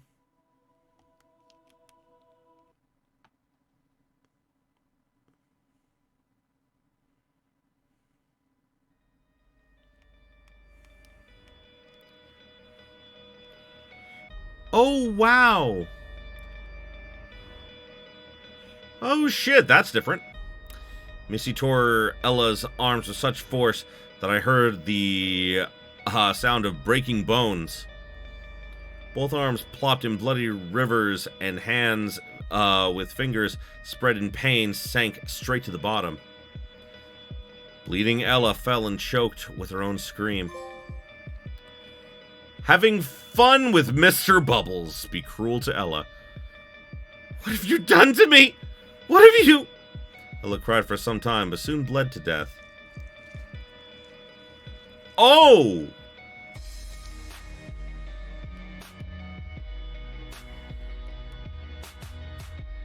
Interesting. She caught Ella's hands from the blood and brought it to her lips. Dead fingers seemed to creep into her mouth themselves. Her sharp teeth milled the bones, and she chewed them like delicious sweets. Missy stayed near her sister's corpse for a long time. He used the opportunity, rushed to her, and took the toy away. He tore it apart, and the girl started crying. She fell into a pool of blood and disappeared. Oh, so the first one was actually the bad ending. Oh, oops! Pretty sure. We're gonna go back to the original one that I chose and see. Decide yourself. Is anyone alive? Nobody answered her. She stopped nearby. She was looking at both my and Ella's bodies. What's that? Got that, bitch? She rushed down the stairs. The door wasn't sealed, so Grace came up to it. I got up and ran to Grace. The girl jumped back in fear. I didn't want that shit. I didn't kill her. She did it to herself. I just asked her to create a group. I didn't want us to be friends. I understand and trust you, but this is over. Anna McRoyd appeared behind me. Her arms were cut by the strings. She was trying to reach Grace. Oh, maybe... I'm not sure which is the bad end now. Either way, we'll try both options. But this is what I originally chose, so I wanted to go back to it. The girl screamed and rushed outside. I ran after her, and Anna appeared. Obviously, she'd find Grace first. Now, after seeing Missy, I realized who my sister really was, and believed in less and less that she turned into the abomination that was eating souls. I killed lots of children's spirits, but this one was special. She was almost innocent. As innocent as it ever could have been when you're a spirit of vengeance. A spirit of revenge, and vengeance is your only reason to exist. I went into the cold night's forest with the flashlight. Grace's footsteps were hard to see and easy to lose. I was soon exhausted because so many things had happened and I hadn't had a proper meal. Not like my little sister, who had already eaten lots of stuff. Well, speak of the devil. But no, she didn't say anything. She kept silent. Seems like she didn't like talking after food. When I stopped to catch my breath, my flashlight caught sight of something. A bag was hanging in a tree. Find a bag in a tree, huh? I swear it was my sister's bag. A penguin with a button clamps. She liked this bag so much. It was our mom's present for her birthday. After that, my parents and my sister died in a fateful accident. The car accident. I try not to remember about it. I feel really bad that she has become such a creature. But I'm glad that she lets me see my parents at least. What? I remember how often we played hide and seek in the yard. Most often I was seeking her, but not that day. Day when the wind was swinging the curtains of the mental hospital. She was the one who was searching. Somewhere in the graveyard, she was standing on her grave. Under the dry soil, she was standing, facing the wall and counting. Then she found me and offered me a deal. Do you want to see them, Ashley? I can show them to you. The wind suddenly became stronger and colder. It whispered to me, Ashley. And then once more, as if I didn't hear it for the first time, but the voice changed. It was louder. Ashley! It was a girlish voice, but not hers. That means it's a ghost. Anna, what do you need? Have you already slaughtered Grace? No, Ashley. It's me. My name used to be Lizzie. Family ties. Find your sister, what? I froze. It's impossible. My sister now had a different voice. It's rough and hoarse. She's different. Is that you, bitch? You freaking kidding me? Jeez, what kind of words are those, sister? You need to wash your mouth. I knew her voice. That was Lizzie without a doubt. My little Lizzie. Your voice has changed. It never changed. The Faceless took my voice and my name. Now I do not have a name, Ashley. She took everything. I couldn't say a word. I wanted to scream in pain, to blame everyone in this shitty world. All those murders that I had done were for nothing? Oh, fuck. And what if my parents are fake? What if they're just delusions? I never thought that she's not my sister. I wanted to see Mom and Dad too much, and this bitch used it to manipulate me. It was all for nothing. I was a murderer. I wanted to commit suicide, to pick up this heavy rock and smash my skull to pieces. Wait. We need to stop her. You're wrong. Nothing can be compared to your suffering, but finally, I found you. We can set our mom and dad free, and the rest of them. I mean, the souls of the ones who were killed by sinners? The victims? I mean everybody. The sinners are victims too. It's all been planned from the beginning. They killed innocent people to become her food. She made them kill. The Faceless exists beyond this world's time and rules. But how can we destroy her? We can't kill her, but we can save everyone. I can't stay here for long. Open the bag and take the linking object. I started crying, so I was rubbing my eyes until they became swollen. I opened the bag with wet fingers and took out a ring with a big diamond. Obviously, it wasn't real. I gave it as a present to my sister that doomed day. Then parents and her went downtown to buy her everything for her birthday feast, but I stayed home because of the fever. This is so great, sister. Now you'll be with me wherever I go, Lizzie told me happily while getting into the car. Finish what we've started. We'll have a chance to make things right.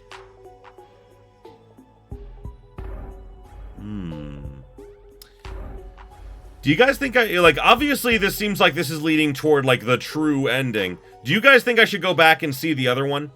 Before we do this? Tell me what you guys think real quick, because I'm really tempted. I'm really tempted to go back. I'm gonna save in a new slot here. But do you guys think I should go back and, see, the other bad ending first? Because, I don't know, this seems like it's... Yeah, let's go back and see. Okay.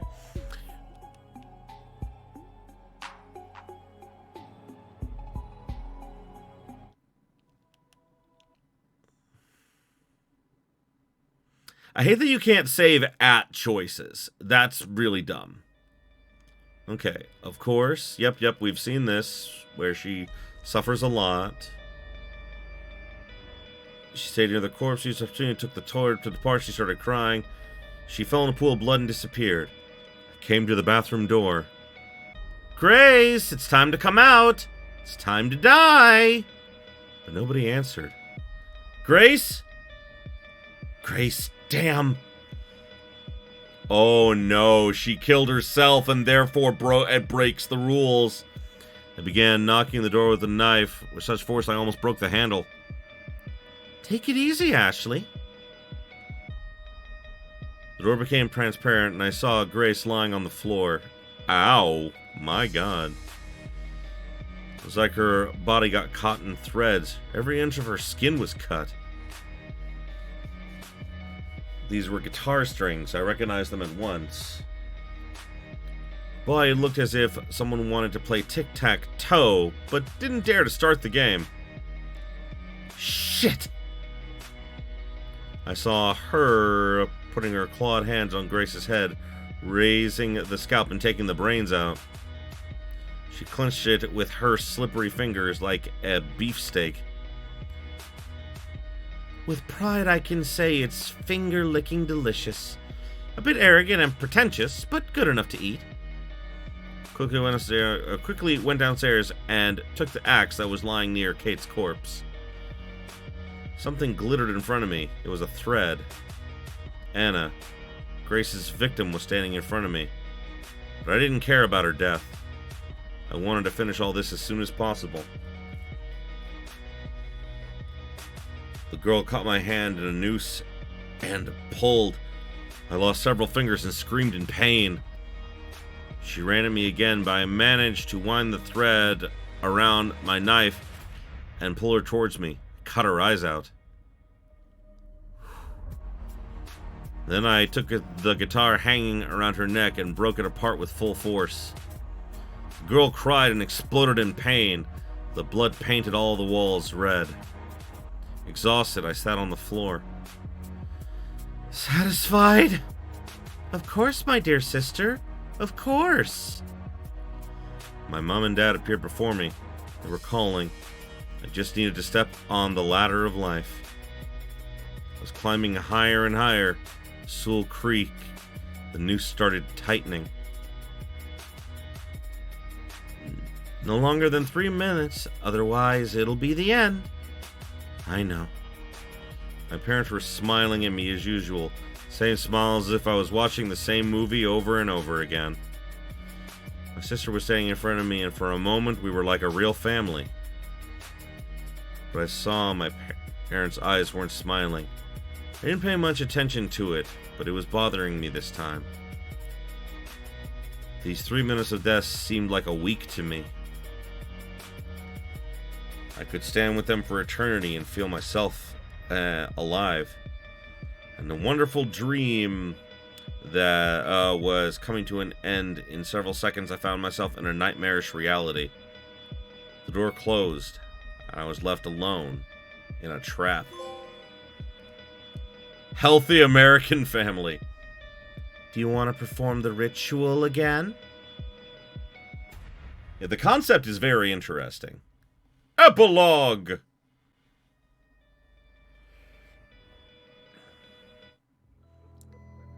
The policeman came to the crime scene. The whole house was covered in blood.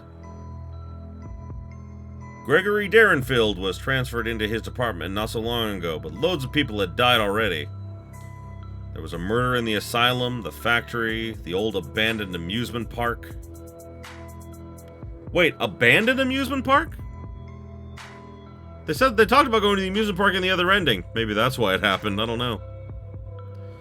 He slowly approached the house and, having opened the door, took out his gun. Gregory saw the corpse of a young girl lying on the floor. Her hands were spread like wings, as if she was flying to get something. To get to her head that was lying far away. So far from her freaking body, Gregory pretended to have never come to this house. He was still outside, or better, he was driving on a highway far away from this place. He swallowed, and finding the phone with sweaty fingers, made a call glancing at the damn star. He would just tell what he had seen. Just call Inspector Miros and go away as if he had never come here. Somewhere in the chief's office, the phone would ring, and he would just answer several questions. "Fine, Gregory," he muttered. "I think you should take a look at the head. We just need to tell the parents about her death. We're humans, after all." Gregory made a step forward. Shit, right in front of the steps, another girl's corpse was lying. She was curled up. Her arms were separated from her body, and her eyes were frozen in fear. All the corpses were fresh. Gregory had goosebumps. The girl was almost smiling, as if telling him, "Excuse me, can you please look for my hands?" Actually, he really didn't want to do that, but his curiosity led him to the second doomed floor. There was a young man in the center of the room. Arms and legs were missing, as if a beast tore them off. No, Gregory didn't see it. A half-eaten arm in the corner of the room. He did not see anything. Did not enter the house. He just called to tell about the accident. Oh, that's interesting. Inspector Moreau speaking. Jeez, I'm so glad you picked up the phone. I don't even know what to say. The corpses are everywhere. Maybe it's even more violent than the murder at the school. It's absolutely insane. I see. Calm down. Did you see the star? Who cares about the freaking star? There are torn limbs everywhere. It's hell. So you saw it? Yeah, the star and the candles. As you told me, one more place. This is the such incident already. Looks like it's getting hot soon. Do you think it's connected to the Phantasm, Inspector? Phantasm? Don't know. Probably some kind of experiment. What on earth is happening in this world? I think you should ask the devil. Dead man. Unlock all the bad endings. You completed the ritual and saw your parents. Excellent. But is this the whole point? Wait, what? I didn't get to read all that. I didn't get to read all that! Shit!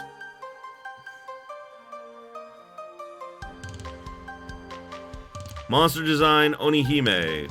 I remember them. Like, I know that they've designed other things before.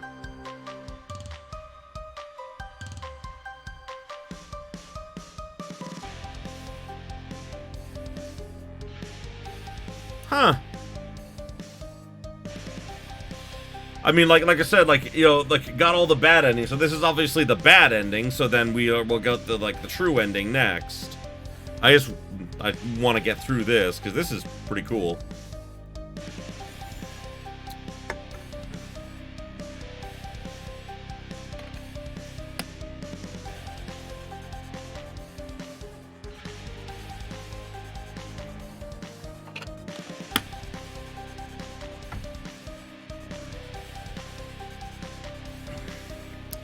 I mean, this is pretty good for a game that I got for, like, $3, you know? Like, you know, here's the thing. I got what I paid for. It was, like, $10 regularly, and then it was on sale for, like, $3 when I got it. So,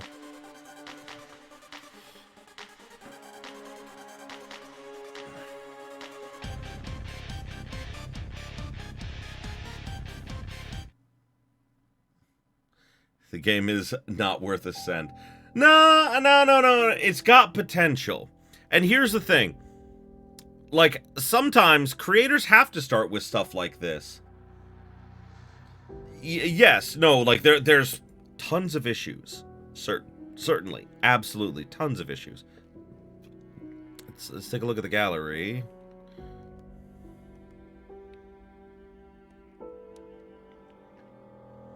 CGs. We've seen most of them already. Yep, but there are some that are missing, so we haven't finished it yet. Nice. Here's the thing, though. With time and experience, like, this is what I will say. The ideas are great. They just need to work on core concepts like writing, pacing, and some other things. But I mean, imagine if this concept, like, the concept of this game had been done well. Like, there's potential here. So at the very least, I'm not too terribly upset because of that. Okay, let's see. Now we're going to the true ending. I ran through the forest and soon came to a tree line. I saw a stage nearby. The moon was lighting up like a projector. Grace and Anna were standing there. Both of them were holding microphones. Ladies and gentlemen, I'd love to represent you our favorite singer. Looks like Grace couldn't run or say anything. She was coughing and spitting blood. Guess she doesn't have anything to say. Don't worry, ladies and gentlemen. For a moment, I thought I saw someone watching them for real, and as I stared straight into my eyes. All of you are here to listen to the beautiful Grace Hutling's voice, but unfortunately, she has a sore throat, so she's not ready to sing now. Anna pretended this is bad news, but immediately became happy. No, you can't refund money for tickets. If you can't hear the voice of Grace Hutling, I'll show it to you. I'll play solo on this wonderful guitar that Grace gifted me. Do you remember, honey? You were selling this wonderful thing in a sale because you couldn't play it. But you could sing. Then I played in all your concerts. It was a great deal. A cold smile appeared on Anna's face. But I'm afraid the contract period is over. Since a long time ago. And tightened a loop around Grace's neck and pulled.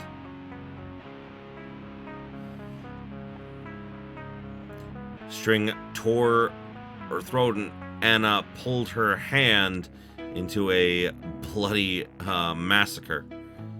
The girl was holding Grace's vocal cords that were shining in the moonlight like a disco ball.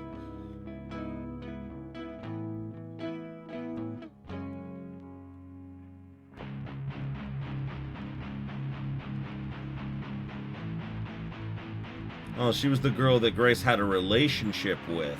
Oh, that would make sense.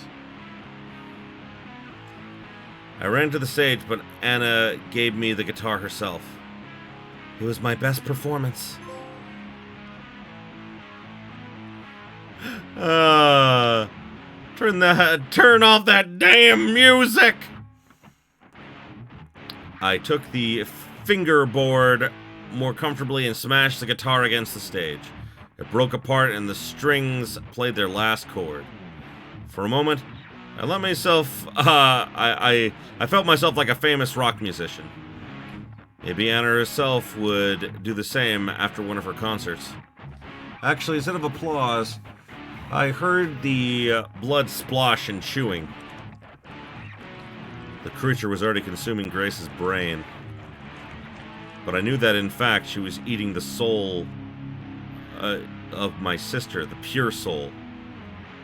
What a proud girl. So delicious. How? The monster began coughing with blood. What have you given to me, nasty girl?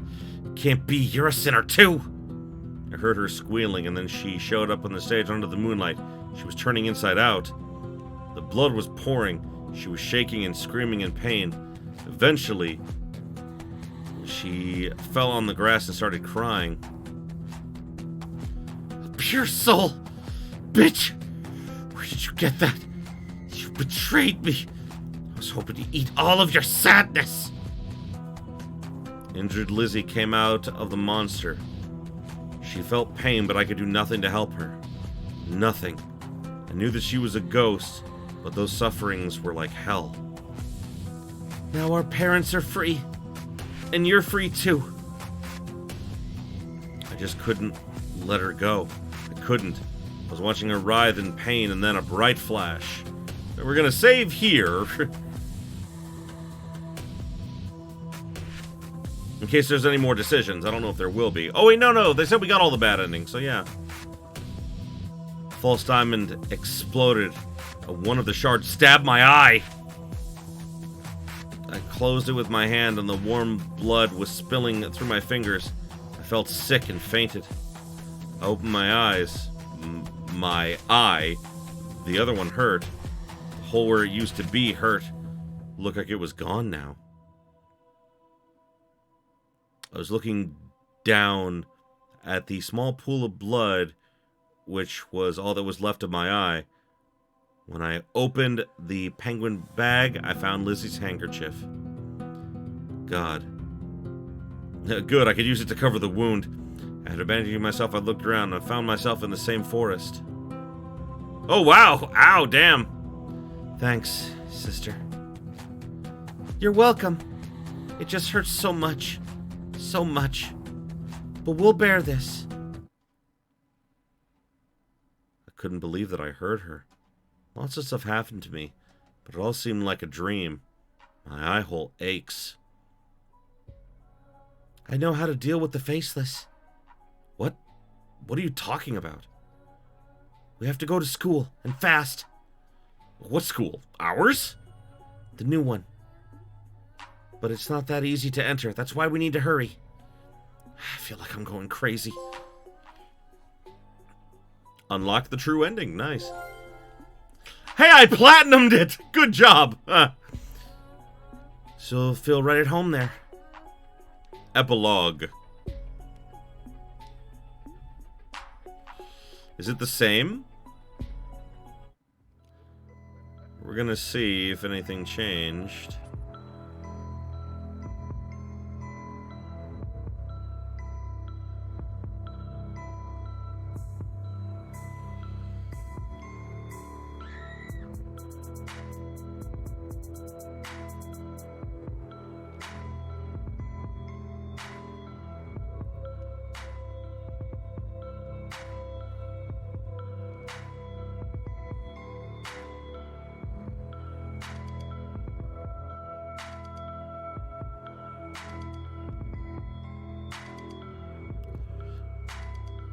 So that's what she really is. Real Lizzie. Lizzie Knight, a girl who loves penguins and sugar candies. Together you saved your parents and perhaps the whole world, but I didn't get to read that.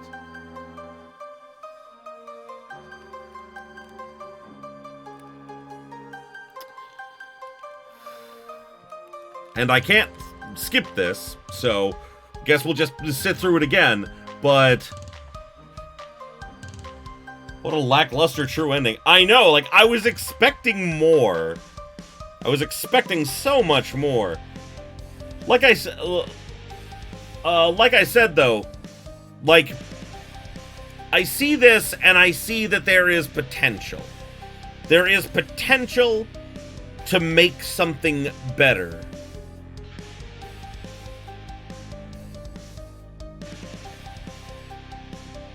As I said, though, like there's potential. There's potential in this. Hopefully, like here's the thing. I say this because, like you guys know that I like to write. You know, I write fan fiction and all that stuff. I can come up with some great ideas, but I don't always implement them in the best ways. So, like, I understand, like, this is kind of a rough translation. Yes, the execution was bad. However, I go back and I look at my old fanfiction, like the stuff I wrote back in the day, and oh boy, was it bad. Oh boy, was it bad. So, like, if I can get better at those sort of things, then why can't other people, you know?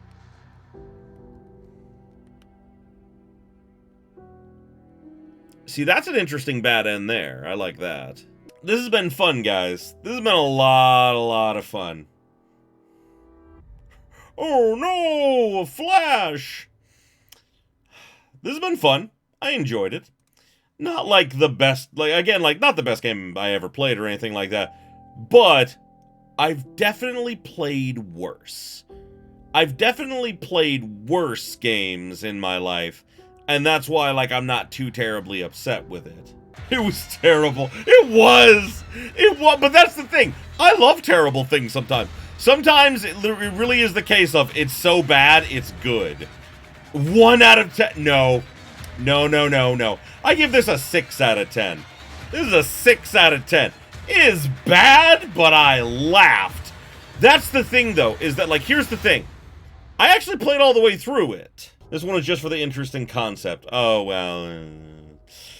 Either way, thank you everybody so much for joining me. This has been fun.